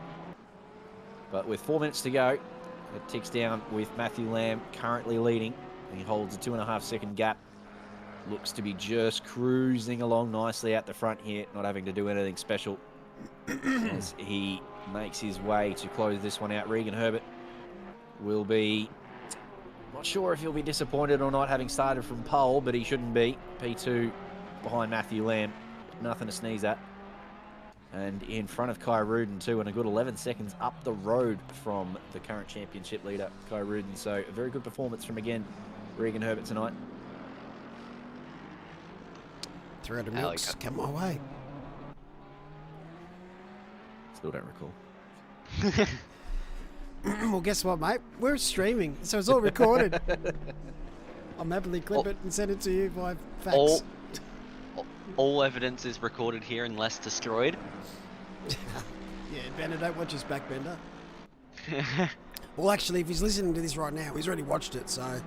Yes. Bender, sorry. Well, I mean, he's still doing a good job in P15, just ahead of Benny Piper, but Benny Piper is catching 1.5 seconds between the two. Yeah, Bender has picked up his pace a little bit. It's only 1.2 seconds the gap in their times there. So you never know. Bender might hold on to this with good enough defending. Although BMW versus Nissan down the straight's going to be a bit of a moment.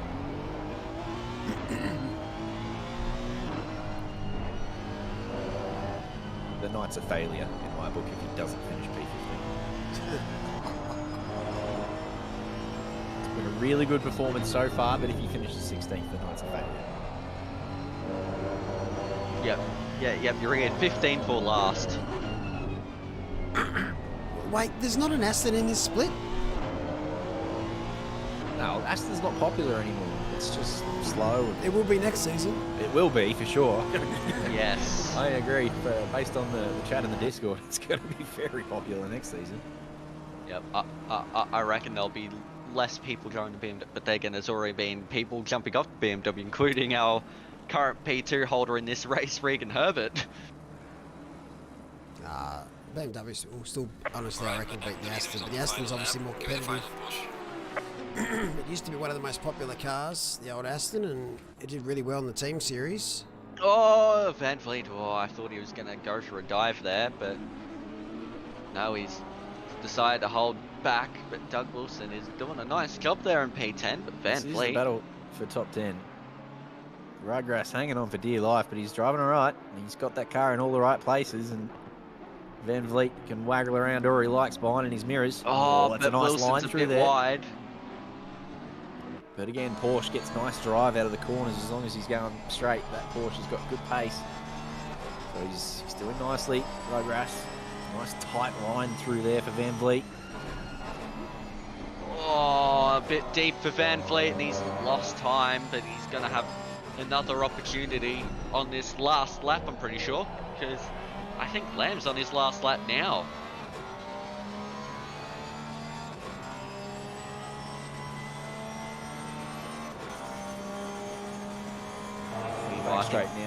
Meanwhile, I think Benny Piper's about to make the move on David McNulty. Is he? He's right there, 0.3 of a second. Oh, and he's got to go through a whole lap of defending. He's got a whole lap. Jesus. That's negative faith. Negative faith. Bender defends the inside. Hard on the brakes, makes the apex. Yeah, Piper going for his patented switchback, but that's not going to work down here into the S's, so he's got to be a little bit more patient as he gets through here. We'll see how Bender goes, holding a line through these S's. He's under all sorts of pressure. Come on, David. He's taking good lines. He's showing some good lines as we jump over to Matthew Lamb, who's going to cross the line and win the race here at Circuit of the Americas for Split Ascari. Regan Herbert comes home in P2, close behind. Ali Kairudan will round out the podium in P3 for the Mercedes, our P1 in the championship at the moment. But here's the real battle, Dave McNulty versus Benny Piper. Benny Piper's going to get such a good run down here. Oh, he's over here, I think. I'd be moving left already, Bender. Get over there, son. No, he's tried. He's got no chance. It's a bit late choosing. Oh, bang! Oh, bang! Oh, goodness. So can Piper get on the brakes adequately here? Does Bender go for any sort of switchback? It looks like he lined it up, but Piper made the apex nicely. No, failure of a 9. I'm sorry. Failure of a 9. It's not over yet. He's still got a whole sector to go. Piper's just got to hang on, stay calm and composed. I mean, this even double that, apex right-hander up here, pretty tricky. Even though it's not my line, it's yours. What? No. None of that. Hey, like we said before, it's on the tapes. No one watches it back. That's a lie. I know plenty of people do. Unlucky Bender. Nice work from Benjamin Piper to get one done there on the last lap. He clearly had pace all night long, if not for a bit of drama early on. Who knows how high he could have finished, having started from P7, Benjamin Piper. He'd be happy with P15, though, I'm sure. Bender, P16, won't be too displeased either. Joshy Breen, currently P18, but with a whole lot of penalties to sort out, that could change. Yeah, all jokes aside, I think Bender will be very happy with P16. He's up 2 positions. It's a solid race. Someone else will be happy is Stefano Raschuti in P6, up 7 positions. And Marcus Van Vliet from last to P11. Yeah, great drive there. Has to be driver of the day. Has to be driver of the day. No doubt about it. Regan Herbert grabs the fastest lap of the 206.6. Oh, some good donuts going on here. But yeah, some great racing wheel to wheel for the majority of that. Really good stuff. Split Yeah, Ascari. very strong race. Hats off. Very impressed there. Waiting for the server to kick over so we can look at the results. Any moment now. Any moment now. See how much damage those penalties did to Breen. Ended up dropping outside the top 20. Sabille also dropping a few spots. Rudin out here doing God's work.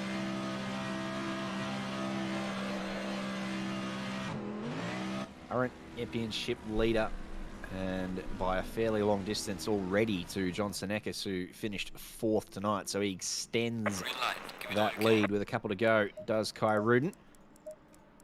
But for tonight, Split Ascari, Circuit of the Americas, Matty Lamb is your winner followed by Regan Herbert and Alikai Rudin. T-Mac was the Pro-Am P1 with Glover and McLaws 2 and 3. Ferguson, Parkin and Park 1, 2 and 3 for the AM class. Park and Park. Park and Park. Excellent racing indeed. Yep. Mike Crick, we were very pleased with that. Nice work to you, Ascari. Yeah, solid from Ascari there. Just press a few buttons to do the magic. Oh, is this Becketts? This is pretty grey too. Windscreen wipers are on there for the safety car. Pretty overcast looking. Potential rain for qualifying in Becketts.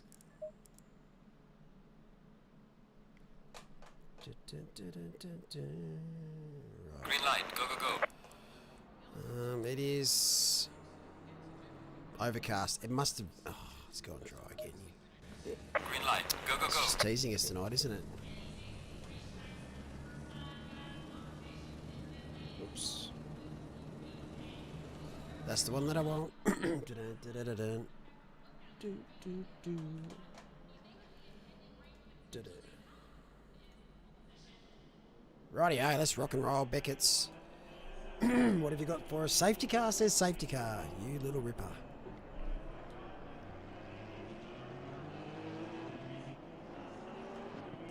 Jacob Weatherburn returning tonight in that orange Honda, looking sharp back there after missing Bathurst last week. He'll be well rested after his little family holiday to Queensland.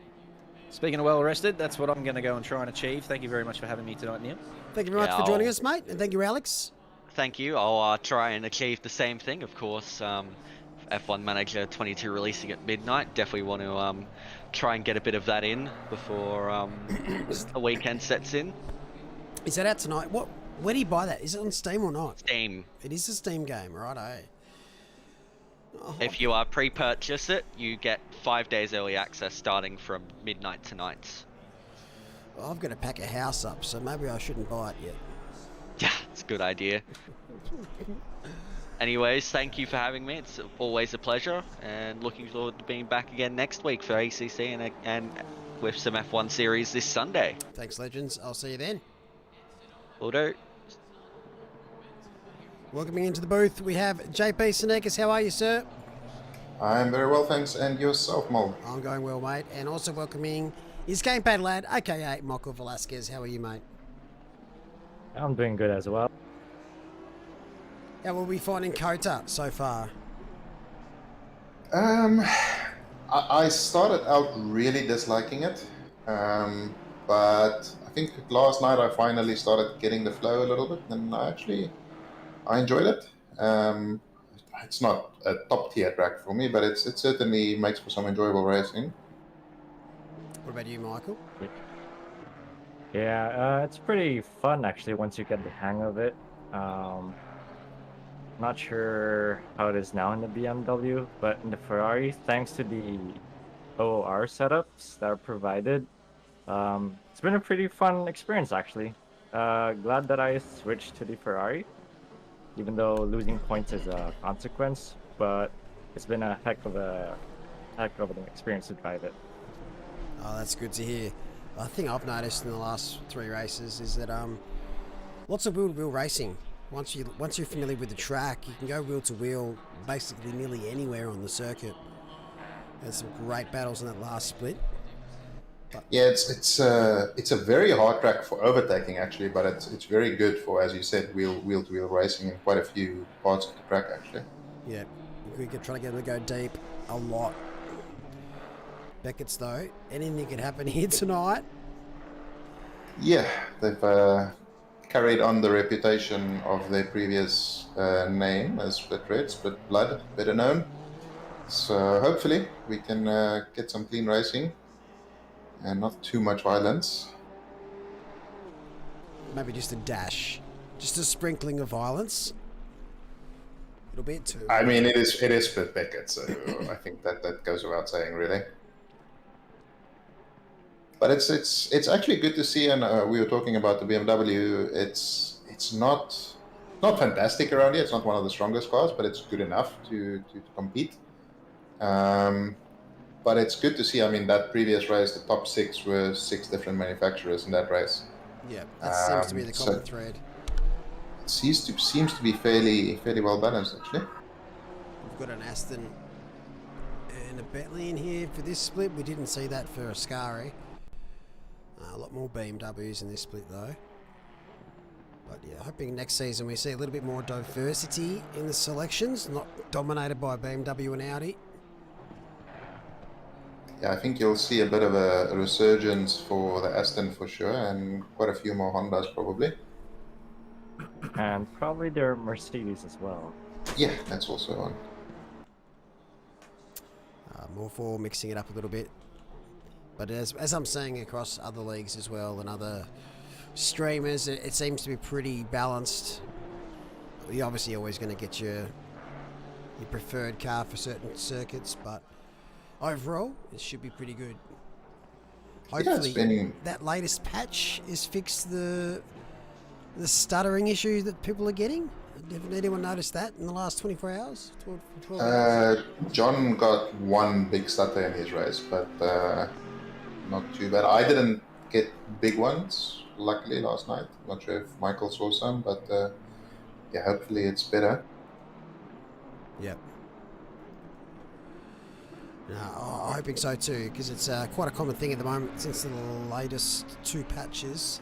Since the BOP update, it's been a bit stuttery for some. I mean, in fairness, I have a 1070 Ti, so I don't really notice stutters. It's just it's part of the experience. Yeah. There. That's. What about you, Michael? How have you found it? I have not found any stutters as of past few months or so since I've owned ACC, so I'm not sure what this stuttering thing is about. It's just like your game becomes a PowerPoint presentation for about a second, and then it just continues as normal. And it's you sometimes get the little lag when somebody joins a server. I don't know if you've noticed that, but it's like that. It just stutters a little bit longer, basically. Ah, interesting. Yeah, I've never experienced that since owning ACC, at least on this laptop. You're one of the special copies. Perhaps, yeah. Just getting to the quali. Look at Giacomo already with a 2:05.6, which is a rather quick time already. He was very close to the 2:04s in practice, so maybe he can put a lap together and do that. 2:05's right out of the box. That's pretty insane. Yeah, Luca I think he's rapid in everything, and he just in terms of quali, there's not a lot of people who's going to be challenging him. I think Shady Samuel will have his work cut out today.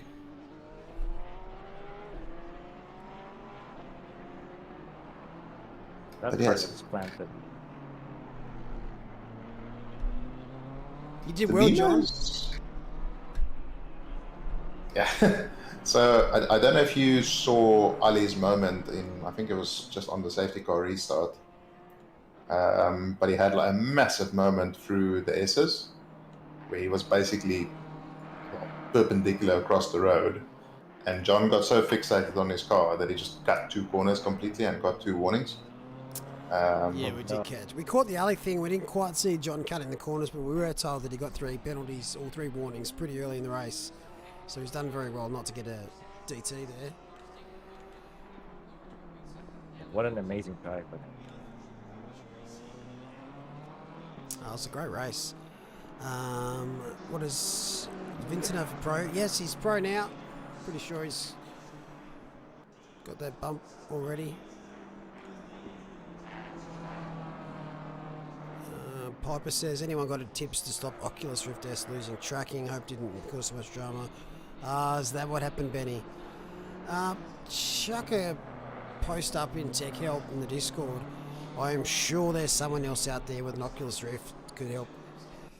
Personally, I am not aware of that issue. based on my limited tech experience, my solution to that is to use a screen. Or turn it off and on again. Yeah. So yeah, we see Shady Samuel there with a 205.7. He's only 3/10 off Luca, who has improved already. I think we should see Jacob get into the 205s as well. Probably maybe Brad Cook as well, and Neri in the Porsche, which is a very strong car around here, should also put his nose into that little battle up at the top. So I think it should be a close sort of battle for the top 5. I don't think anybody's going to match Luca, but ooh, that's a relation. Yeah, that's gonna be a thing for quali as well. I've experienced some invalid laps throughout my quali session. Not sure about you, KP. Yeah, on my very last lap when I was 2/10 up going into the first sector, I invalidated, so I was very happy about that. Yeah, it's. I mean, as much I enjoy driving the track, but the track limits are just that inch too strict, basically. Ooh, as I was saying. Okay, I stand corrected. What a lap. That's an interesting line there, Shaq. A little bit deep. Big shot. Esports line. Esports line indeed. Right, gents, I'll be back soon. I'll leave you to it.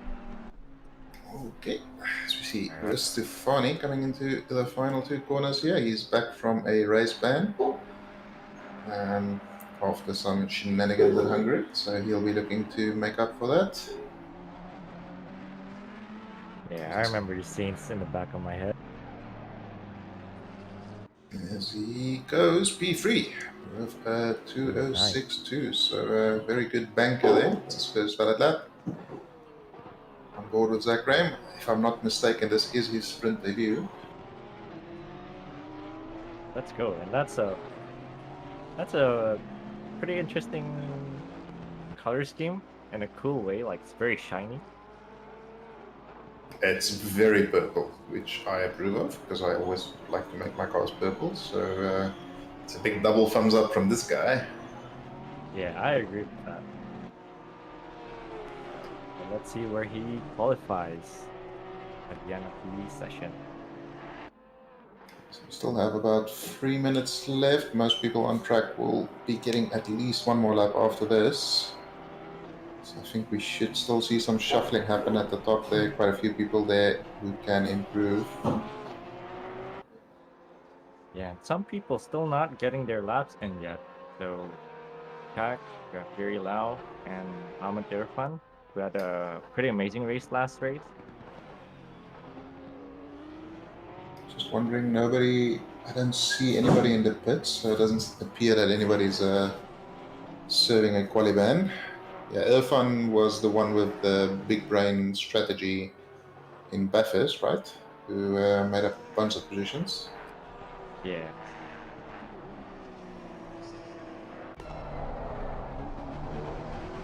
So we go on board here with Rialto. Not sure whether he's improving or not, but that Ferrari he seems to be pretty solid.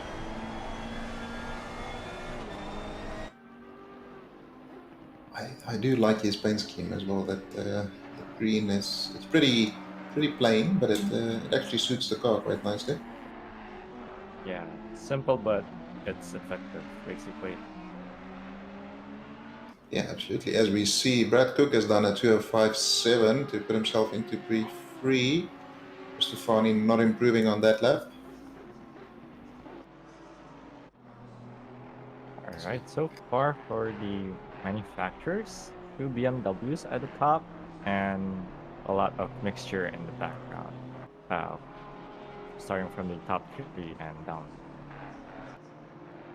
Yeah, I think it's one of those where, I mean, Shady Samuel and Luca are going to be in the top 2 or 3 of pretty much any split, whether they're driving a wheelbarrow or a BMW. But yeah, then you see a fair mix for the rest of the top 10 there. Yeah, the top 2 are just in another split themselves. Yeah, although, I mean, Brad Cook with a 205.7, he's not too far off. That's it's a very, very fast lap time. So yeah, we might well see him pull off something. I know Jacob Weatherburn has done a 2:05.2 in his practice, so he does have the potential to put it in there. Just needs to put the lap together. As Irfan crosses the line and still has not set a lap, he'll have one more go at it. Only 50 seconds left in the session. Now or never. Has to make sure he has a lap in, or otherwise he's starting from the back. Unless he wants to do some big brain strat again. Oh, that'd be fun. Yeah, Big Shaq. He's not on an outlap or something, so he's definitely starting from the back. Car 26, is he out on track? It's a bit hard to see, but yeah. Make just a quick reminder: buy the bulldozer, and yeah, it's a couple of people here as well. Carefully, will be looking to get into that top 10. I think it's pretty much where his pace should put him. See if he improves here as he comes around the final corner.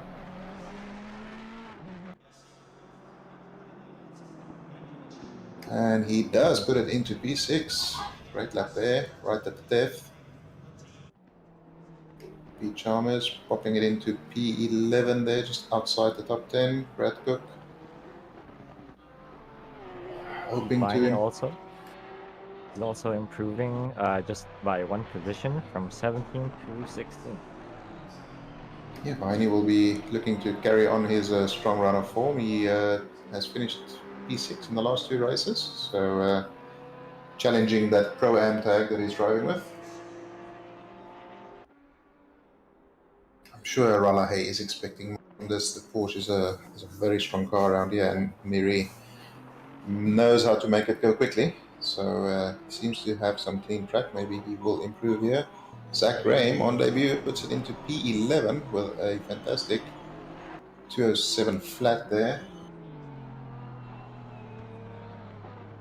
Yeah, that'd be a nice quality position to start with for its debut. Oh, as That's a bit wide. Relahi. It goes wide and goes on the sausage curb as well, so I don't think that's an improvement. Unless he's had an absolute monster sector 1 and 2, I don't think Yeah. he'll be improving.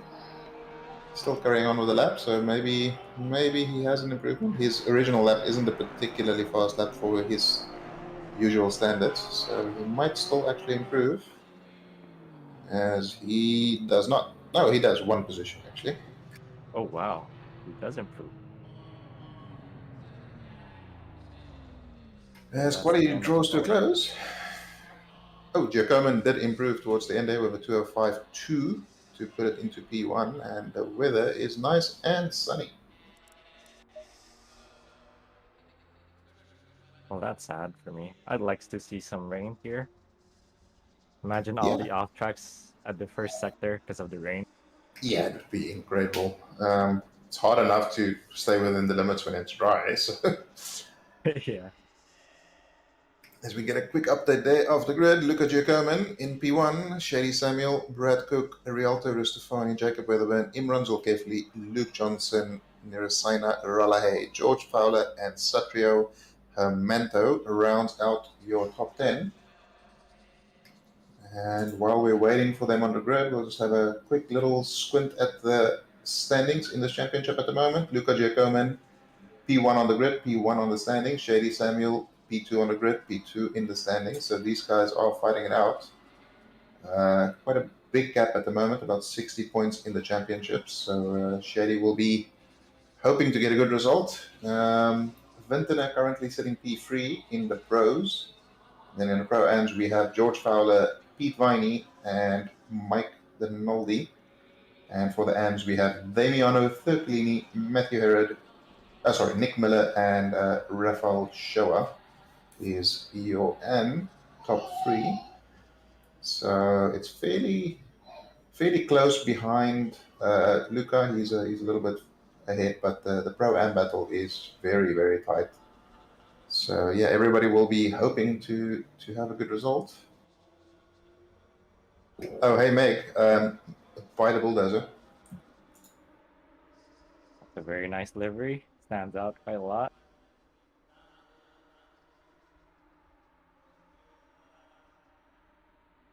But yeah, this is the halfway point of the season, if I'm not mistaken. And wow, that is a concert of Well, he looks DJ. incredibly disinterested in this thing. Oh no. No, I will not unt. That is basically what he's saying. Yeah, but there are some people moving around and clapping, I think. Yeah, that front row looks just about as interested as the DJ does. So it's not the best concert anybody's ever been to. There's also the DJ on the right. Yeah, there we go. Yeah.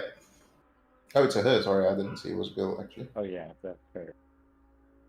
Yeah, it's the creepy thing with this crowd is they're designed to always follow the camera, so it doesn't matter which way you go around it. They just keep looking at you. It's rather disconcerting.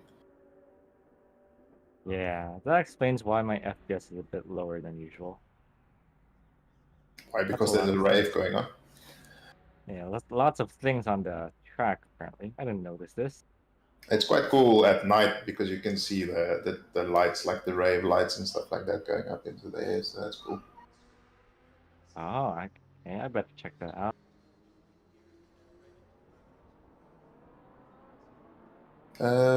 Don Benevent qualified P15. I'm not sure if that's his lowest qualifying for the season, but it's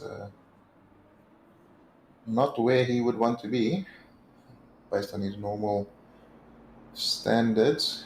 As we get a bird's eye view here of the cars coming through Big Red at turn 1. I think Jesse McLean posted earlier that it's 133-foot elevation, which is about 40 meters, just over 40 meters, which is quite a climb. Yeah, what a view from the car before. Must be an experience going to this place in real life. Yeah, except if you have to climb the stairs, in which case I'm out. Oh man, that's scary. Well, when I say out, I mean I'll pass out on the stairs, basically. Oh no. Well, it seems pretty tall anyway, so understandable. So yeah, this is the first big hairpin after turn 1, which is usually a good position, not necessarily for an overtake, but a great position to set up a potential overtake at the end of the straight. Yeah, this is probably where you want to lower your rear wing, but then again, you have the sectors 1 and 3 are a bit more windy and technical, so just have to find that compromise, as they say. It was quite interesting. I watched last night's stream, and Mol was doing a bit of a check of all the car stop speeds, and most of them in the tow, and all of the cars were within about 2 to 3 kilometers of an hour. So it's not a massive pace difference, and that would be different cars, different setups, and stuff like that. So it's fairly well balanced actually, which obviously makes it harder to overtake as well. Yeah, for my race, I wish I could have lowered the rear wing before starting the race session, but yeah, at least it held on its own during the corners, which is more important, perhaps. Yeah, survival is more important than going brrr. Yeah. McDaddy, Jesse, COTA is also home to a 5,036-seat stadium which houses USL Championship League's team Austin Bold FC and Major League Rugby team AG Rugby. What does the G stand for? I'm assuming it's Austin Grand Rugby? Huh? No? That'd be a pretty good guess. I have no clue as well, bro. Come on, McDaddy, elaborate on your facts. As we see, the Meg by a bulldozer pace car speeds off into the pits at the same speed that Meg is running to the Lego shop. And Luca Giacomin is leading us around the final corner as we get going for round 5 of OOR Sprint Series at Circuit of the Americas. We have Giacomin, Samuel, Cook, Cristofani, Weatherburn, Zulkifli, Johnson, Ralahay, and Fowler as your top 10. as we wait for the lights to go green. Bit of a delayed start here, so we are waiting, and we are green. Good start from everybody, nobody getting a particular jump. Brad Cook having a little look up the inside. I think he may have good move going on. Samuel, no chaos in the back. A couple of people over the sausages, but nothing too bad. A very slow orange BMW there in the back, but everybody seems to have avoided him. And a couple of side-by-sides coming into the S's, but no drama so far. Beach Armor's there in a little bit of a gap just behind Hermanto. Everybody settling in a little bit. No depth so far, which is Yeah, I'm pretty surprised as I saw some 3 wides, maybe even 4, and some diving here and there, but other than a slow orange BMW, yeah, so far it looks like everything's pretty good. yeah. So as we see a couple of 2, almost 3 wides there coming into the hairpin. Oh, it's camera 2. Yeah. Someone's spun. I think they hit that sausage. No, I think it's Looks like McLaren in the background. Yeah, we'll have to check the replay for that. Is that a safety car? They seem to be going fairly slowly. Safety car is out on track, so that's an interesting call. Didn't see any big incidents for that. Yeah, we'll find out what happened in a short while. But yeah, it seemed like a fairly clean first lap. I'm not sure what happened to the BMW at the start there. It was an orange BMW, which would indicate that it was David Barker, part of the German Sim Racing team. So I'm not sure if he just got a poor exit or whatever happened there, but luckily everybody had their wits about them and avoided him. Yeah, I'd be terrified if I was in his position. Yes, here we can get a look at what happened to him. He sends it up the inside. That was never going to end well with that sausage there. I think he's trying to redress, or did he switch off his car? Yep, he probably switched off his car. Okay, and we get going again. Sent him back to last place instantly. Do people just bind like, ooh, okay, I was avoided there by the Audi. I'm wondering, do people bind like a very obvious button for the ignition that's easy to press? But it happened last night as well in our split.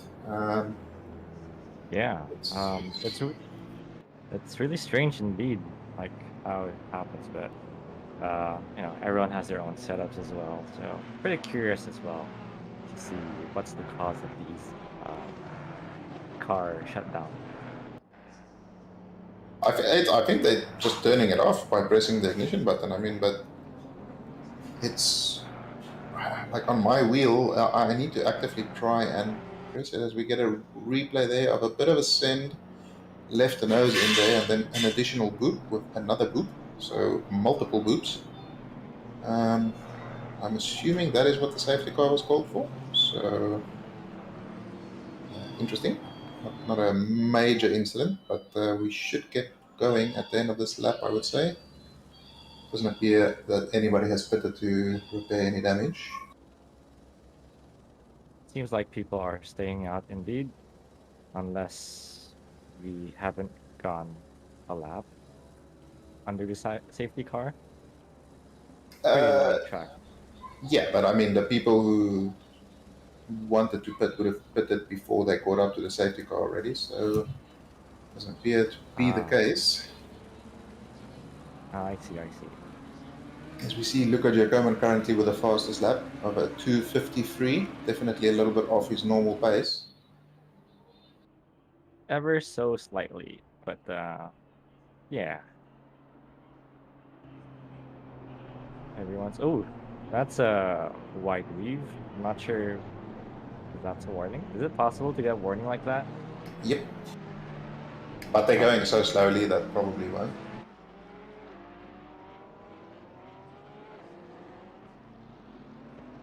let's hope for no car shutdowns anymore. That'd be Pit window pretty is opening. unfortunate.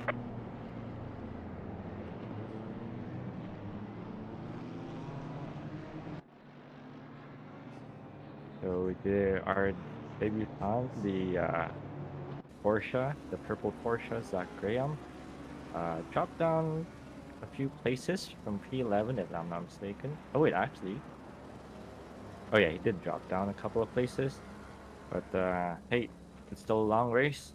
Gotta get his head down and see where he ends up later on at the end of the race, which is this 54 minutes later. Yep, still a long race. You see, safety car has peeled off into the pits. Luca has control of the field. He can go whenever he feels like it. He should go on the exit of the last corner, I assume, and he has gone. So Shady seems to have been quite a wreck, so did Brad Cook. Nobody, Rustafani maybe caught napping a little bit, but not too bad.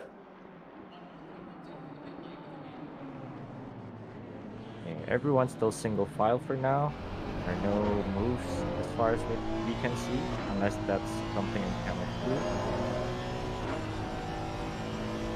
I'm sure we'll see some side-by-sides. As you see there, Ferrari go fairly wide. It'll be interesting to see if he can... Well, that might be a Honda actually. I think that is Pete Winey. So, seems to be fairly safe at the moment. Nobody banging into each other for now. Yeah, quite a clean couple of corners. We'll see in this hairpin. Maybe people will make some moves, or at the end of the straight as well.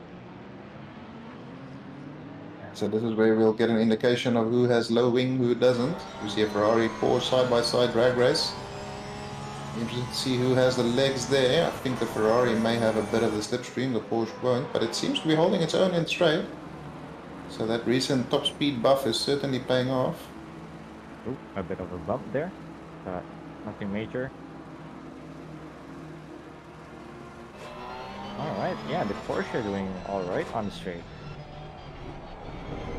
Right at the end there you could see the Ferrari pulling ahead a little bit, but it also had more slipstream, so that may have been part of the cause. But I think Porsche drivers are rejoicing by the fact that they can actually compete in a straight line now, and then just drive away from everybody in the corners.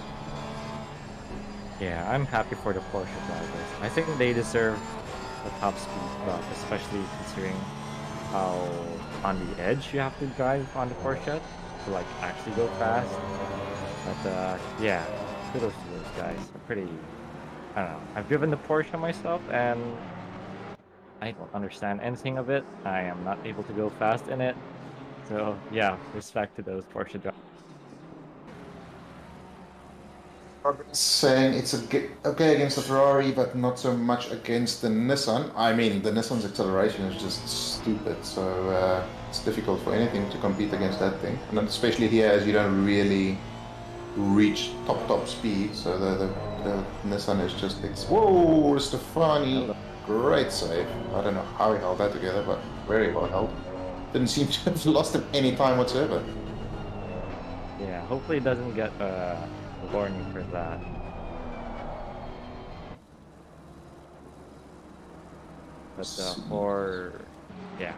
But warnings, nothing compared to ending up in the wall. Yeah, exactly. You can keep going with one warning or two warnings, but you can't keep... Oh, as we see the Honda or the McLaren have a little gander up the inside, nothing doing there, but they'll be hoping to get a good run, although the Ferrari seems to be fairly effective in driving straight.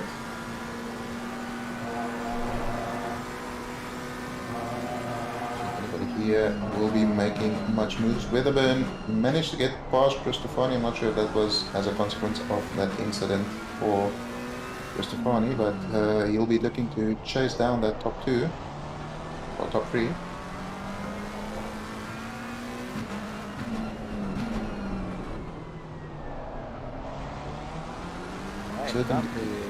Sorry, go ahead. Yeah, not the usual chaos anymore, so maybe split Becketts' hands. down for the past couple of rounds. But hey, it's a plus and a no. I mean, it's a plus and a negative because you know less content. But yeah, it's pretty good to see that the racecraft has improved.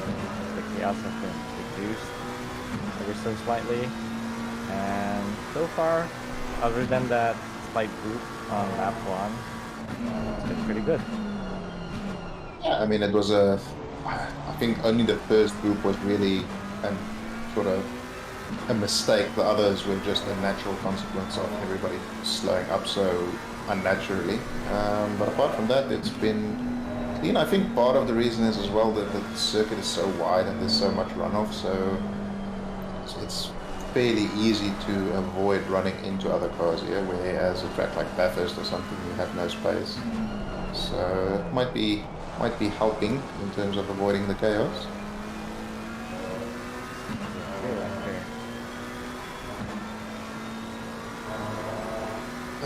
Yeah, as we see, it looks as though Weatherburn and Rustafani pulling away from Johnson slightly, but he will be looking to make his way through so he can march on towards the podium if he can do that. See if he's taking. Oh, he's going on the inside. Never mind. And I think that's a bit too wide. It's a good shot trying to open it up a little bit, but Johnson wise to the move. Yeah, Villahi though, with all the pressure and take the peak on the. Oh, he goes for it. Did he stick it? It seems as. Ooh. Oh, he pushes a bit wide. Bit of squeeze there, but. Yeah, but job done, and Villahi will probably look forward and focus on the next car ahead. Yeah, I'm sure he'll be disappointed with his qualifying performance, so he'll be looking to make up for that in the race. It was an aggressive move, but not too bad. Giacomo with a 2:05.2 race pace, which is just made me throw up a little bit in my mouth. That is incredible pace by him. Yeah, he should have his own split. Split Giacomo. Ooh, bit of a moment for Fowler there coming out of turn 1, and that is Viney, who is his Pro-Am Championship contender, getting through. So that is some good news for Viney. He'll be looking to try and build a gap and chase down Chalmers up ahead.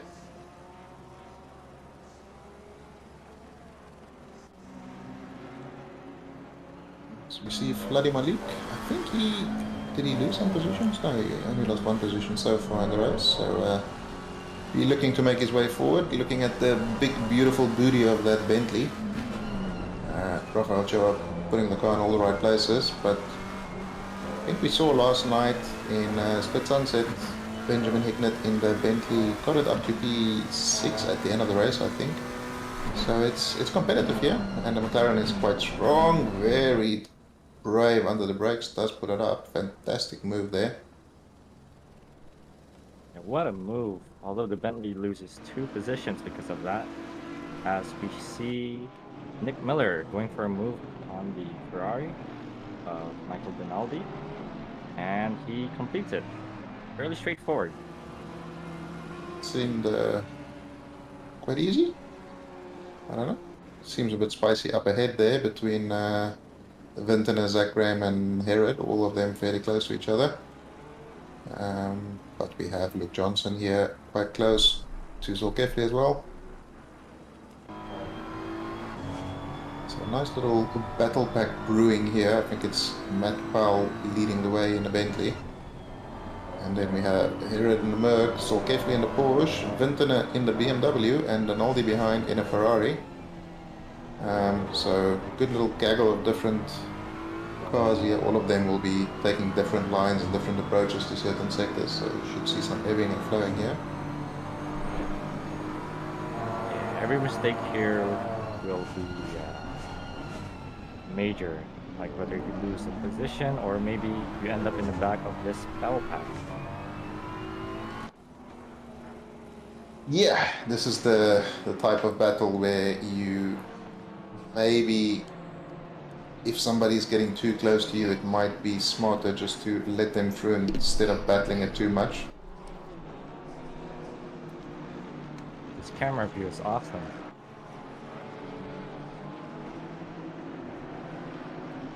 Speaking of awesome, if I can find Ahmed Irfan on the leaderboards. Oh yeah, there he is. He's up 9 positions from his back of the grid start. So yeah, unfortunately As we that's see there, Herod going wide. yep, very wide.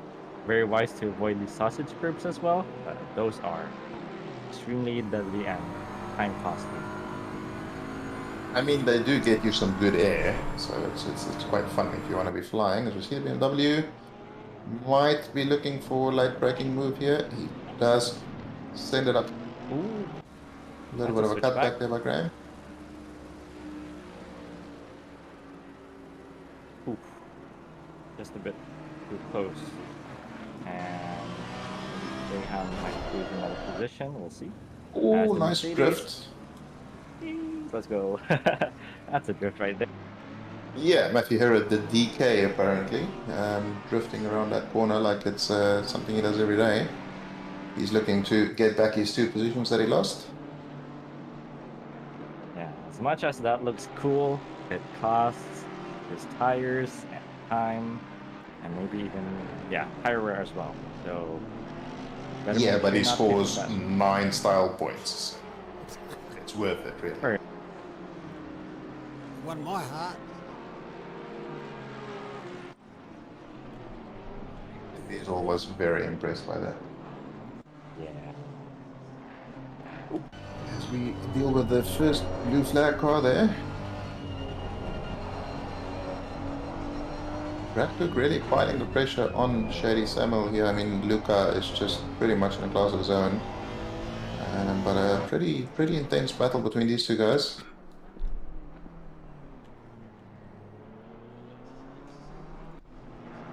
Yeah, so far for the first 15 minutes of this race, this is one of the best ones we've had. This round, Becketts, I'll take my hat off. Let's finish her off. 40 minutes to go. We saw a safety car at the start, but it was a pretty minor incident. Yeah, it was a bit of a weird call. I think this is just me with my tinfoil hat on. The race director is wanting Megan D to buy a bulldozer. Yeah, look, I think it's the same. So it was just an excuse. I think any contact on lap 1 would have been a safety car, basically. As we see, Herod misses braking slightly, does very well to avoid on the outside there. That's going to allow Miller to have a little look, but Herod still has the inside.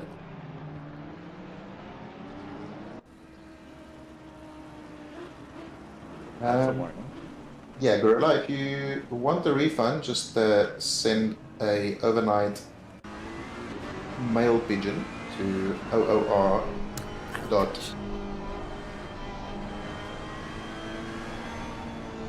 See, Donaldi has closed up on this little battle here with the mistakes being made. He will be rubbing his hands together, hoping to make up some spots.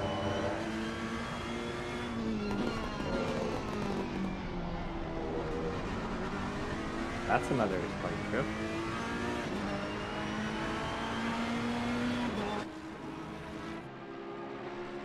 Well, have you sent the pigeon or not? The pigeons figure it out, mate. Just don't worry. You don't need the full address.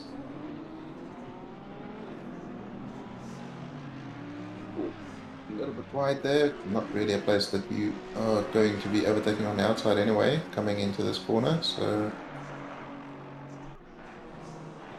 yeah, Mal, is it possible for a mid-race ballast and restrictor on Geocommon just to make it a bit of a race at least?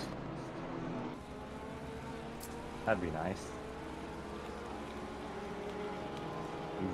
Piper, Benny, there are so many jokes going through my head that's just not appropriate. So I'd rather say thank you to John for the 5 gifted membership. All right, is that his second one? Of this sort of 2-day event. And like last night, I think we donated some as well, right? I didn't watch it live, so I'm not sure if he did, but that sounds like something that he may have done. Oh, I had the live stream on in the background because I don't know, I was trying something out because I feel like I concentrate too much. So I'm like, okay, let's have the live stream on in the background. And although it has been pretty nice, I might have had the commentator curse directly directly applied on me. There was And you could hear it in real time. yeah, that was a bit comedic to hear that while you're driving. Not me. Yeah, definitely.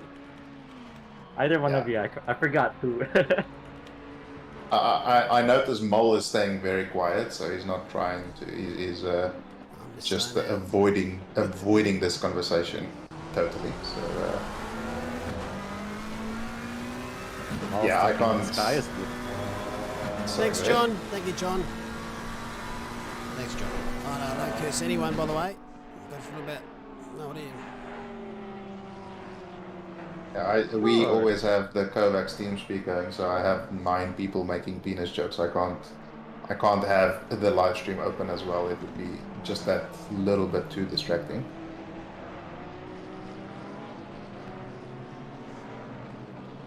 JC once again.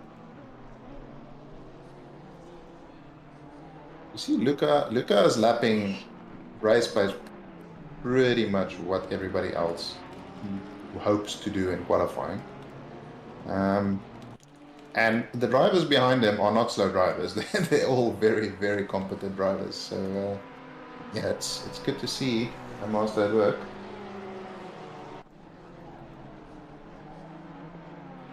Probably needs to maybe have a short break, a cup of tea perhaps. He's a bit too far ahead of the grid and doing quality lap times in the race. So yeah, you better slow down there, Joe. I think he should be forced to do a 360 on pit entry. Or the first corner. Yeah, just to balance it out a little bit. But we do have quite a few close little battles. Jacob Weatherburn just behind Brad Cook. And as we see Brad Cook diving into the pit lane, so that would bring an end to that battle for the time being. Fowler, after his earlier mistakes, still all over the rear of Pete Viney here. These two are your main protagonists in the Pro-Am battle at the moment.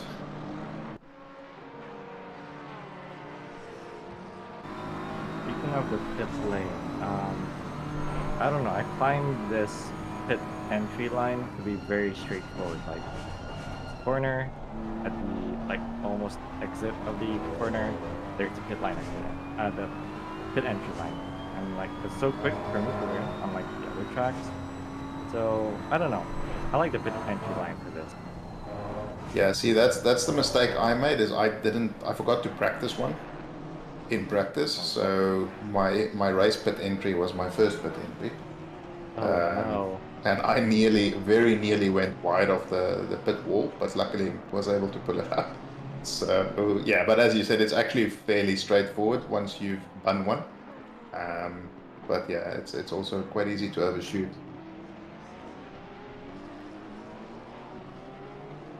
Well, I can understand why it's you overshoot. We see Chalmers here running in P9. That's P10 probably in reality, with Brad Cook having done his pit stop. George Fowler there very close to Viney in the background as well. Chalmers not able to do much to Hermanto at the moment.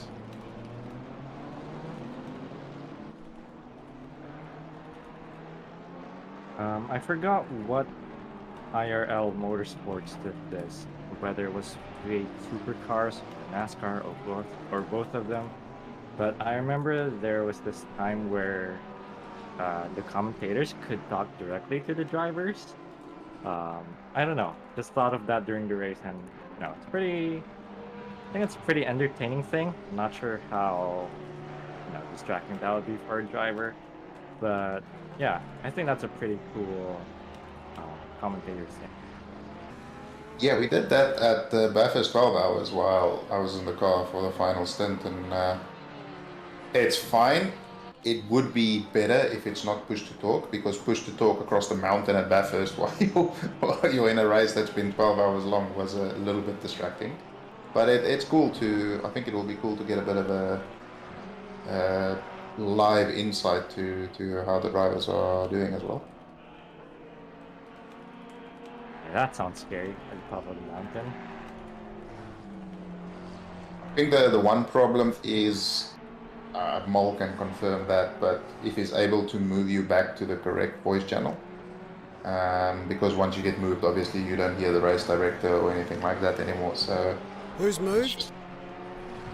oh, I mean, if you move somebody to the commentators chat to have a chat with the driver during the race, Yes. you're able to move them back to the correct channel. We I can assume. move them back, yes, but that is what we had to Okay. the race director during that time, obviously. Yeah. There's ways around that, but that also involves team speak.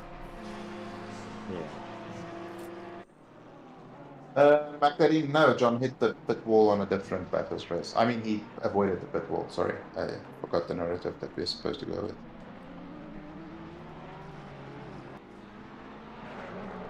I think this, well, not the top two so much, but P3, 4, 5, this is the type of battle that might be decided by a poor pit stop or a balked pit entry or something like that. They're all not massive gaps. So it'll be interesting to see how the strategy plays out here.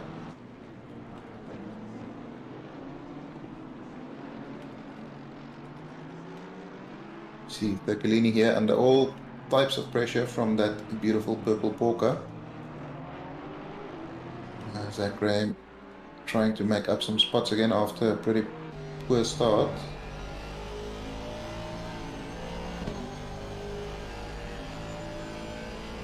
Diables, no, there was some rain for Ascari qualifying, but after that, nothing much. That's a bit wide from Bertolini. That's going to give Graham the chance to go up the inside into Big Red.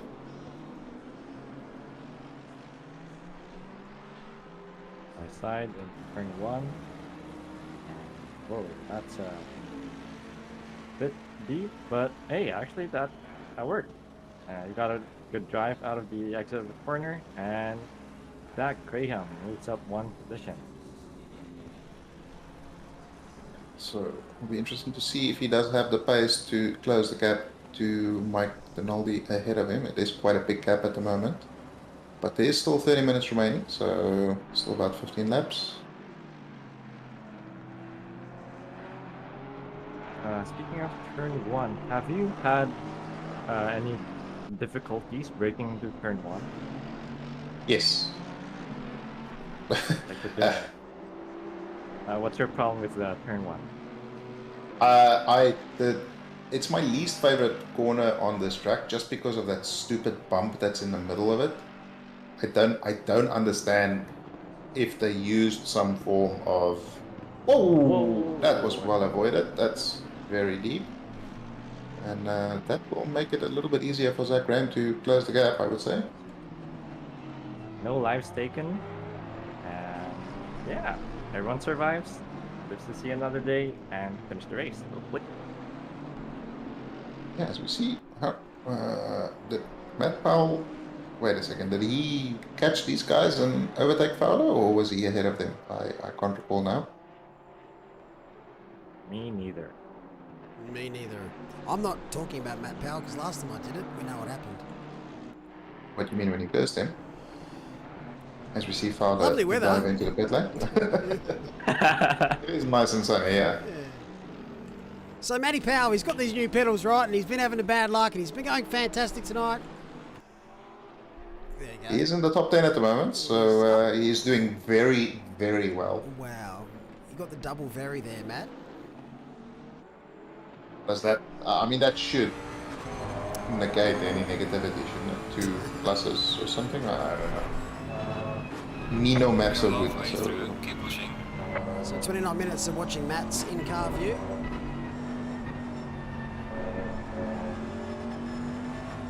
Been very impressed with the split so far. It's great racing. yeah, I was gonna ask, does the drinks budget for the stewards, does that carry over to the next week, or? Yeah, I think it does. I reckon Okay. they're tanked anyway. But they're confused now. They're drunk. They're confused and drunk. It's like we don't give anything out because there's no pens. Lying a bit wide That's there. a bit wide. I am thinking that Indy might be a different situation because there's a lot more potential for there with the grass. There's not much runoff and stuff like that. And again, a new track. Maripal with those new OP brake pedals manages to pull it up without making contact. Fantastic driving there by both drivers.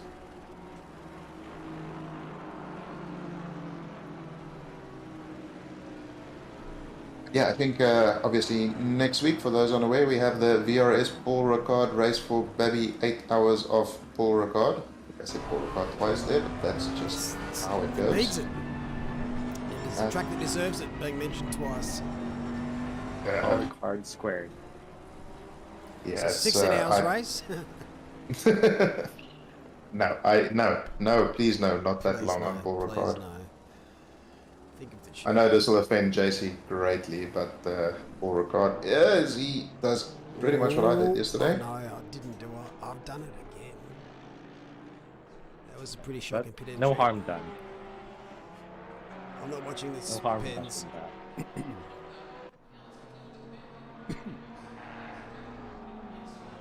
Luca has absolutely yeeted away here. 10 seconds up the road. He's only done like 2 206s so far this race. The rest has been in the 205s, which, yeah, there's not a lot of people who's going to compete with that. But yeah, Paul Ricard in the bin, and then all the nice garbage juice on top of it, because that's what it deserves. JC, you know where to DM me your hate mail, that's fine, just send a pigeon. I think Gorilla's pigeon should be on the way back anyway, so as we see Rala here, he has caught up to Zolkefli. I don't think that's a representative top 5 at the moment, as we have Brad Cook and Johnson, who have both pitted. Although it does appear as though Brad Cook had a bit of an... Okay, never mind, the leaderboard's still updating. JC, it's a OOR dot.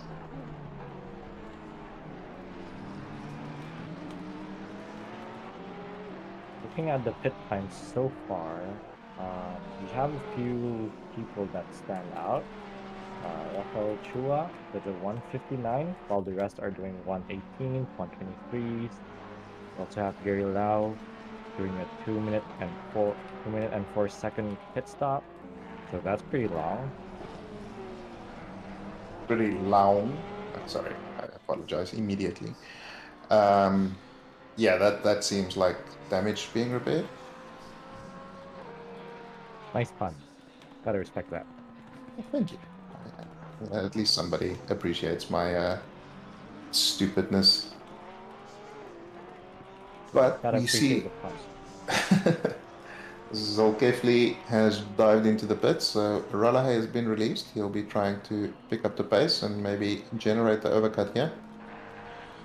So it'll be interesting to see how many more laps people go up at the front with the extra fuel that would require. Some people against the puns here. Yeah, sometimes my artistic genius is just not appreciated. So not everybody appreciates your genius in his time. It'll come. So appreciate the puns before they're gone.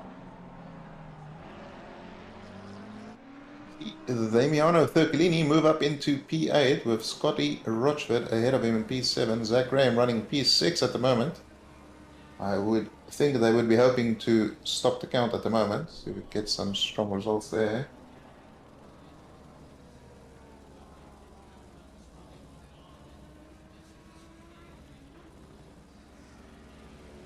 Brad Cook currently the highest placed pitter.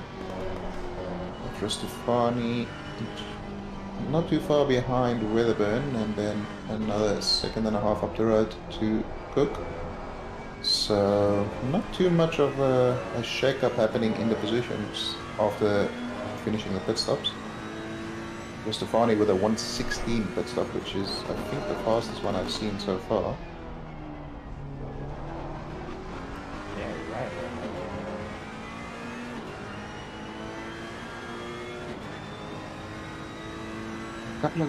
Quite a few drivers in the pit lane at the moment, as we see Hermanto from P4 dive into the pit lane. He should be slotting in around P14, I would hazard a guess, just ahead of Pete Chalmers.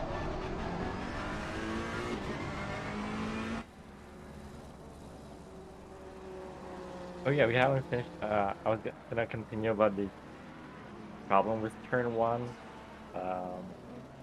I don't know. I have issues with brakes locking up at the rear or just missing the corner completely. And yeah, yesterday could have gotten the overcut done, but I don't know. Car decided to lock the rear brakes up.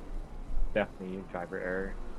And yeah, did a 360 on stream, so I was sad during the race, but I'm like happy since that was caught on stream. It's pretty cool. I mean, to see. it was a pretty impressive 360. I saw that as well on the stream. It was well done. So we see Hermanto rolling down the pit lane. Chalmers is running over the start finish line. I think he should be able to clear Hermanto here, which is good news for Mr. Pudley. He's well clear actually. Not sure if Hermanto. Oh, Hermanto had a very slow pit stop. 1:26. And this overlay is fantastic for analyzing the battles in the pit stops. Yeah, I agree.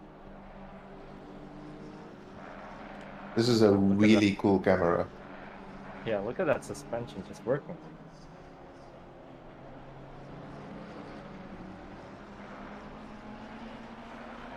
Just ASMR suspension thing.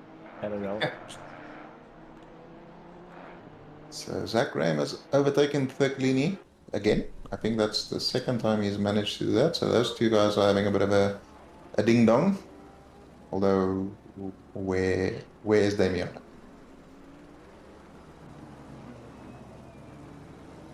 So I'm wondering if that was a mistake by Thicklini there to allow Zach Graham to get through. Either way, they're both still going. That is Zolkefli on Luke Johnson. Oh, that is not the line you want to take through there. That is a bit too much sausage.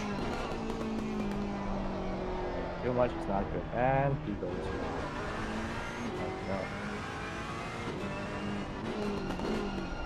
We also have Shady Samuel, Matthew Herod, Zach Graham, and Thicklini all diving into the pit lane, leaving only Giacomin and Ralahay running without a pit stop.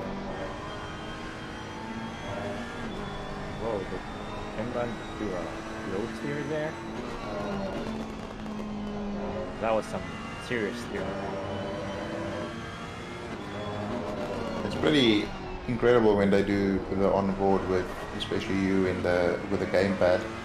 The reaction in terms of like countering oversteer, it's just so fast. It looks crazy. I don't know. I think it's a lot more amazing to think of when you're on a wheel, because on the gamepad you can like break your own wrist doing that on a wheel. So there's that for the gamepad. So it's not as hard to save a car as one might think when it comes to saving a car on the gamepad. But yeah, you can't really feel it when it's getting loose. Yeah, I guess that's the force feedback on a controller is only so immersive, really. Yeah, but when I watch the onboards, I don't know, I get dizzy or something. Like, it's so stuttery. I like comparing the wheel to the gamepad, at least on the onboards. It's pretty different. I don't notice that when I'm driving, but on the replays, yeah, it's quite erratic one sometimes. Yeah, it's one thing that you notice when they cut to it on stream, as we see. I think I'm wondering if Viney, he didn't have a particularly slow pit stop, but he's dropped quite a bit behind Fowler here. Vintner has also joined that battle. He's moved up a couple of spots after a bit of a shoddy qualifying performance by his standards. Ralahay and Jacoman, the last two guys to pit. It'll be interesting to see where Ralahay rolls out. He's having a good battle there with Zolkefli earlier.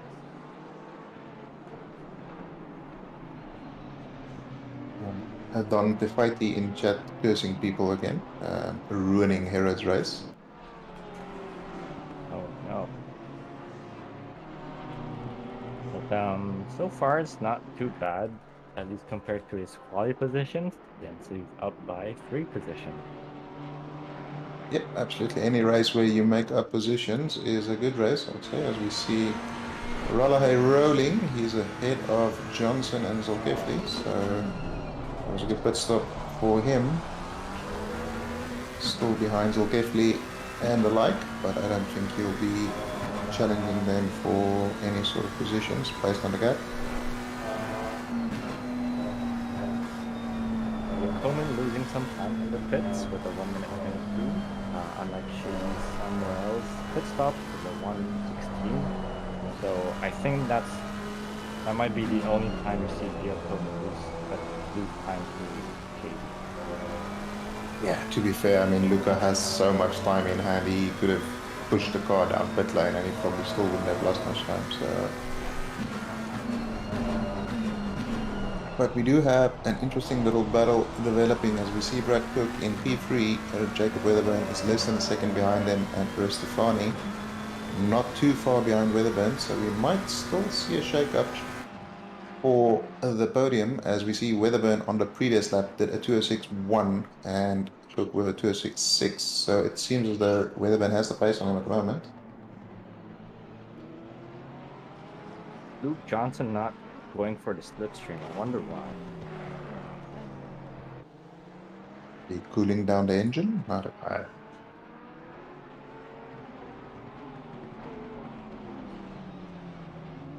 Yoda, Jacob Weatherburn closed that gap even more now, so he will be looking to put some pressure onto Cook. With 17 minutes remaining in this race, there's loads of time for this to play out still.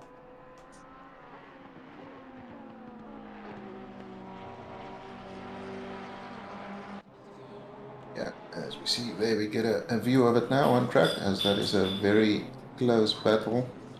Both of them in the same car, so neither will have a particular top speed advantage, you would think.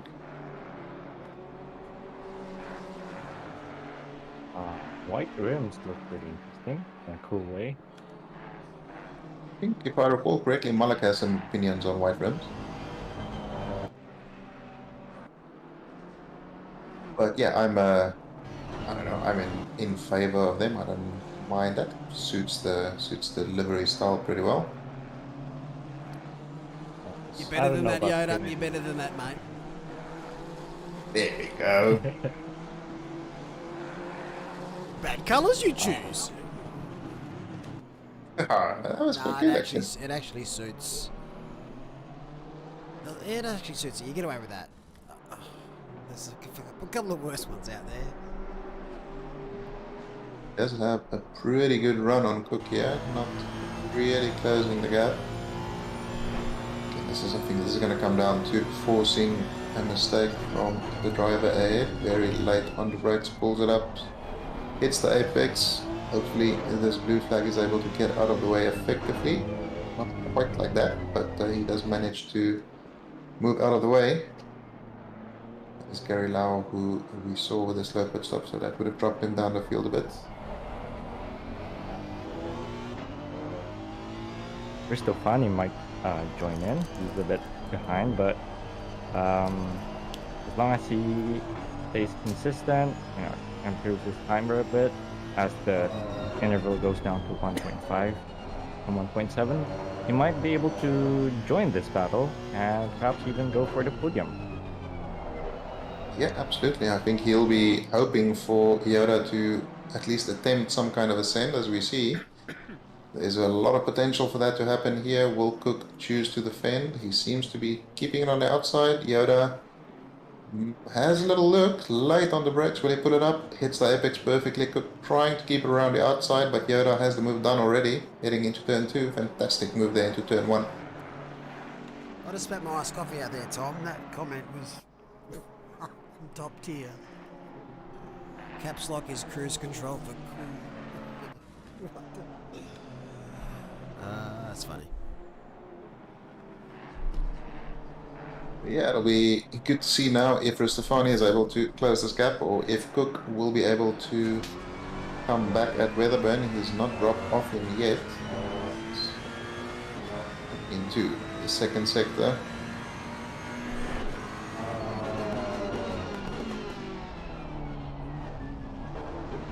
So player 3 has officially joined the game.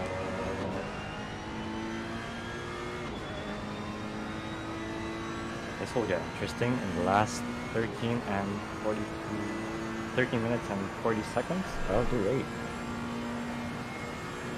They're not trying to do anything, staying patient, trying to get a mistake out of Mr. Weatherburn ahead of him, attempting to just pile the pressure on. I don't think they want to be battling too much, as that will allow Ristofani to potentially poke a nose in somewhere. A couple of corners here that's like a fairly wide entry and like a late apex, and that invites people to generally try and do that little late send up the inside, so it's quite easy to spook someone a little bit wide by just poking a nose in where it doesn't necessarily belong. Yeah, that always gets me. Will Cook return serve here? I don't think he's quite as close as Weatherburn was on the previous lap. Moves out to show himself in the mirrors, but not going to spook Weatherburn with a little move like that, I don't think. Did he just turn on his lights, Brad Cook? Or was that from... I think that's just endurance lights or something that's on, as we see. Oh. Malak's delayed curse on Maripal coming to fruition. Oh no. David Barker back up to P15, which is only 2 spots behind where he started. I mean, that's a pretty excellent recovery from somebody who managed to turn the car off into turn 1. Oh yeah, wow, that's a lot of positions for me. Yeah, we have Irfan with 12 positions gained, but I think in terms of a realistic on-track gains, Barker probably gained about 14 positions, so he would be the biggest gainer, but he also managed to mess it up. Cook just again showing himself in the rearview mirror, hoping to make Weatherburn brake a little bit late, misses braking ever so slightly, but Weatherburn really on the ball, not making any mistakes so far.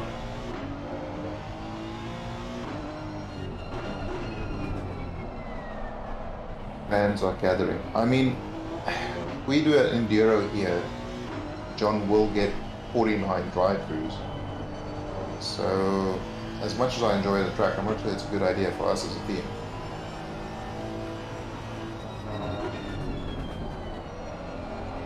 Ooh, drift there, but Brad Cook very well held. Losing a bit of time to Jacob Weatherburn, and as well as Ristofani, who's a bit closer, inching just a bit here and there, especially with that mistake. So Ristofani will have to drive as fast as he can while trying to stay consistent and not make any mistakes or get in track or.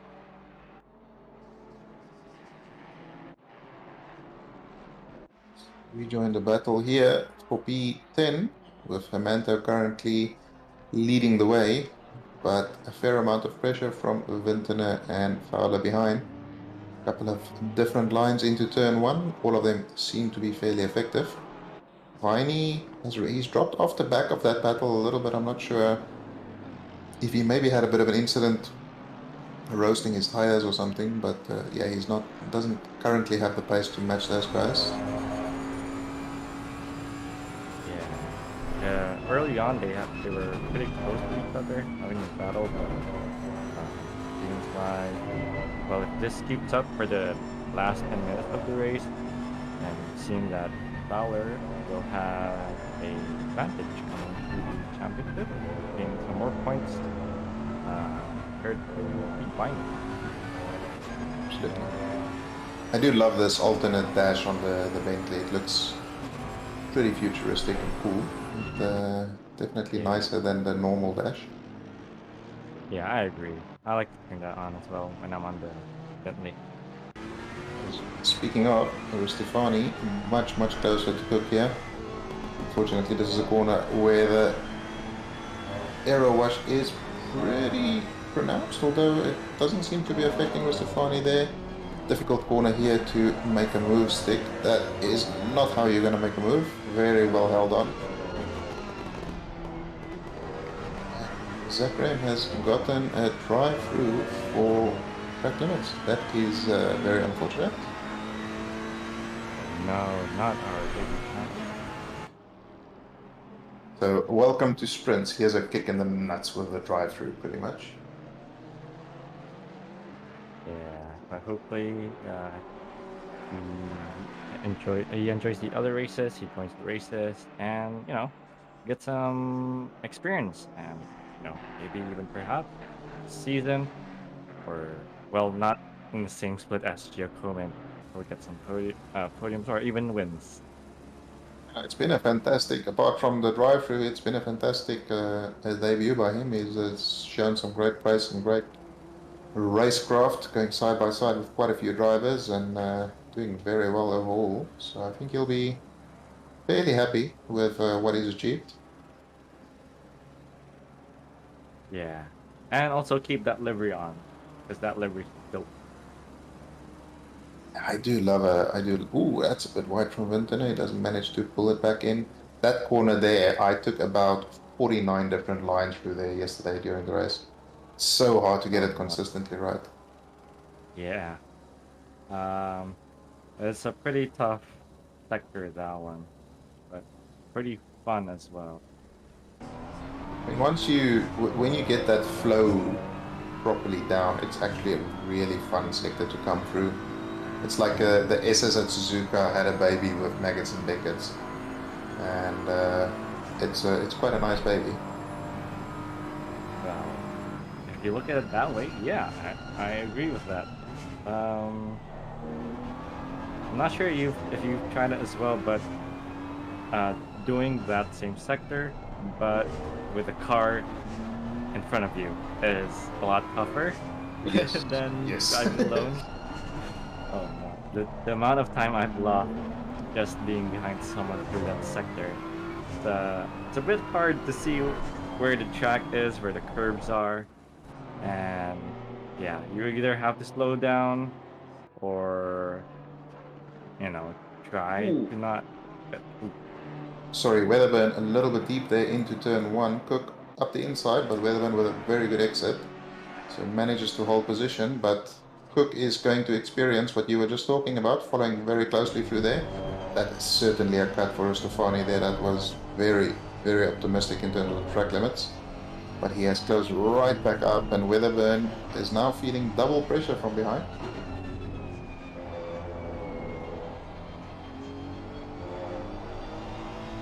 That's also a very tricky corner on the exit there. It's so easy to go wide there and get a warning. These guys, you can throw a very small blanket over them.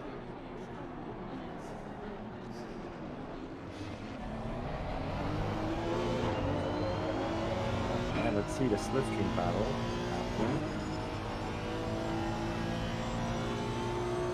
They're also closing up on another blue flag at the moment, which they're gonna catch at a pretty awkward position if it continues this way. Nobody quite close enough to try and send one up the inside. Big window is think they should just be able to catch this back marker towards the end of sector 3, so it shouldn't be too much of a disturbance. But yeah, Weatherburn holding his wits about him. Oh, never mind, the back marker has moved out of the way already. Great awareness there.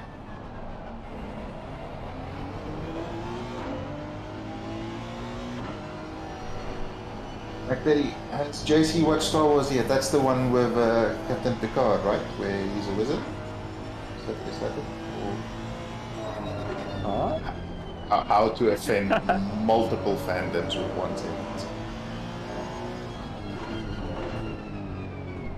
They're getting their foot pitches out.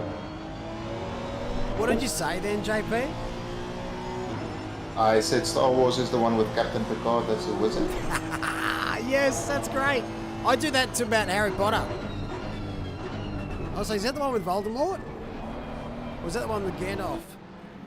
Yeah, it's the one with Gandalf, surely. I'll just confuse them up. I'll just mix them up because I haven't watched both. You haven't watched Lord of the Rings? I haven't sat down and seen the other than the first one. I don't know why, but it triggers the shit out of people. It's great.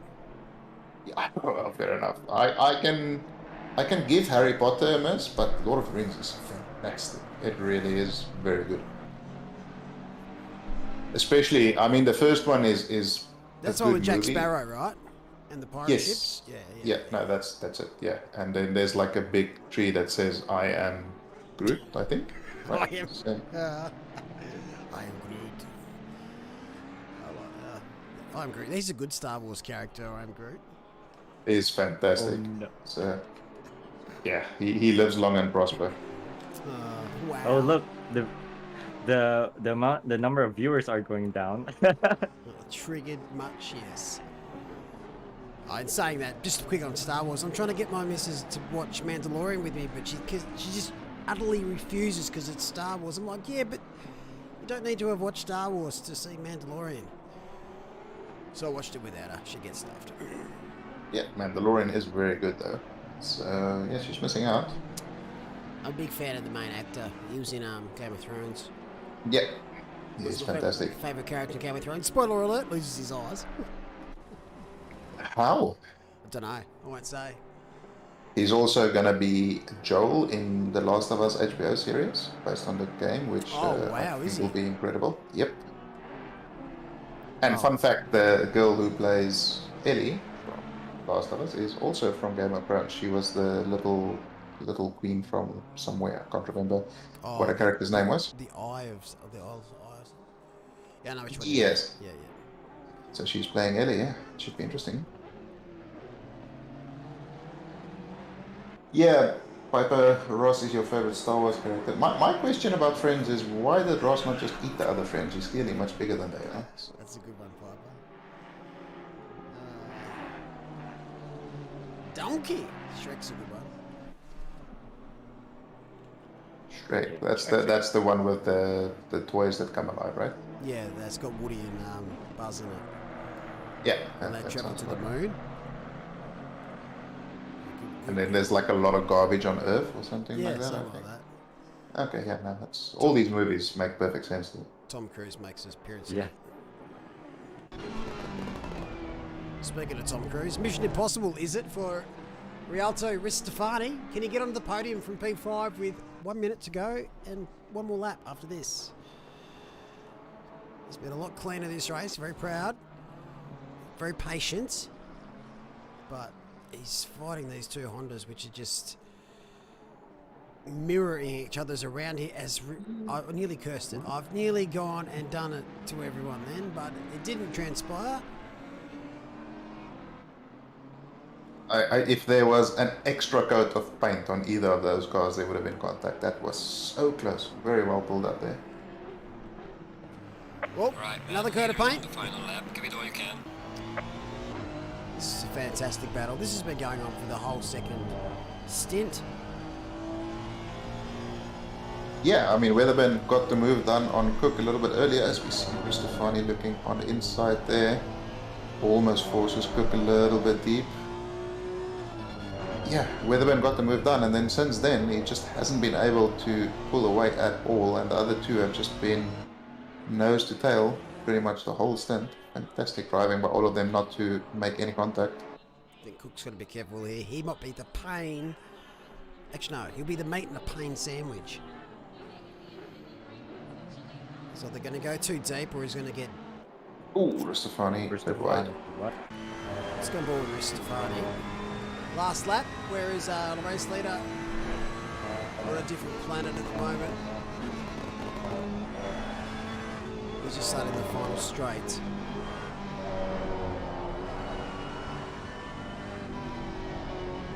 Ristofani looked very strong through this first sector. He closes the gap every single time.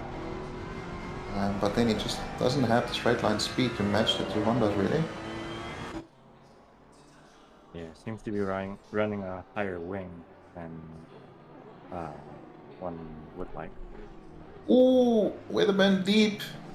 Side by side with Cook. This is going to be a drag race. Nope, Weatherbend got the better exit. Unfortunately for Cook there, he is very close now in the slipstream. Weatherbend already going defensive. Cook might try around the outside here. He's still keeping Weatherbend tight, forcing him to take a very defensive line. Just to go the switch all around the outside. I don't think he's going to have the room on the outside. Yeah, that's well driven there by Mr. Weatherburn. And our man, Luca, picks up the win. He's had bugger all airtime, but that's what happens when you're so far ahead. JP knows all about that. So well done, Luca. Shady Samuel's going to pick up P2. And I think Jacob should hang on here for P3. I don't think there's no penalties hanging over these drivers' head. So this is how they'll finish. Well done, Shady. Top two didn't change. Weatherburn up 2 positions. He'll be up and about tonight. Look out, Mrs. Weatherburn. Pick up P3. Cook's going to have a last little dash here, but there's just nowhere to put the car. Great racing. Cook P4, Ristofani P5. Back from his week off. Raleig's going to pick up P6. It looks like Johnson, Zolki Feely, and Chalmers with Hermanto rounding out the top 10. And a great race for Split Becketts. A sentence we haven't had the opportunity to say too much this season, but my hat is off. It's absolutely amazing. I would just like to point out that the fastest lap was a 2:05.1 by Giacomo, which is incredible pace. Rocket ship. Raced well, he did. Raced well, he did. I can't speak Yoda. I can just say words. Your previous one was pretty good. Those two, not I didn't quite try. on the same level. Sorry. Or do or do not. There is no try. Okay. I've dishonoured my family and you, so. Oh, I'll look to regroup. Flatty Malik up 2 positions. Irfan's up 12. That's someone's driver of the day in chat. He had a great strategy, as you mentioned last week. Mr. Rochford up 4. Zach Graham was having a fantastic sprint debut. Great battling. Picked up a drive through, and it looks like he's got some significant damage in the front of that Porsche. It'll buff out. Oh, no.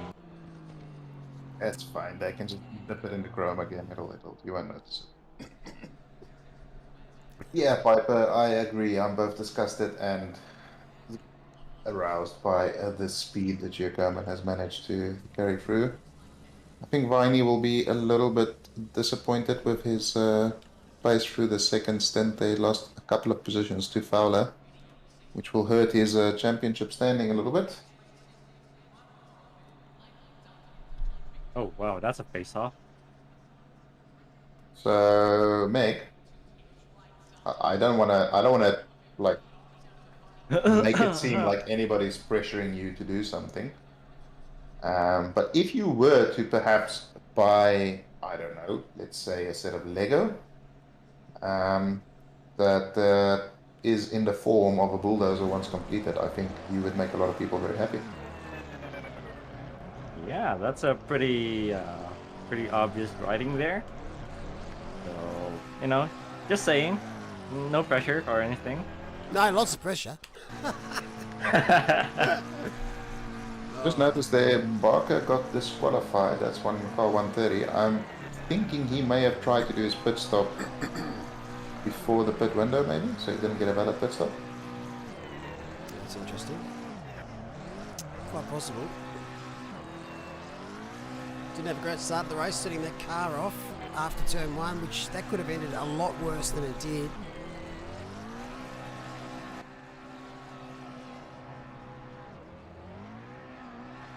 Just admiring this wheel work here by the safety car.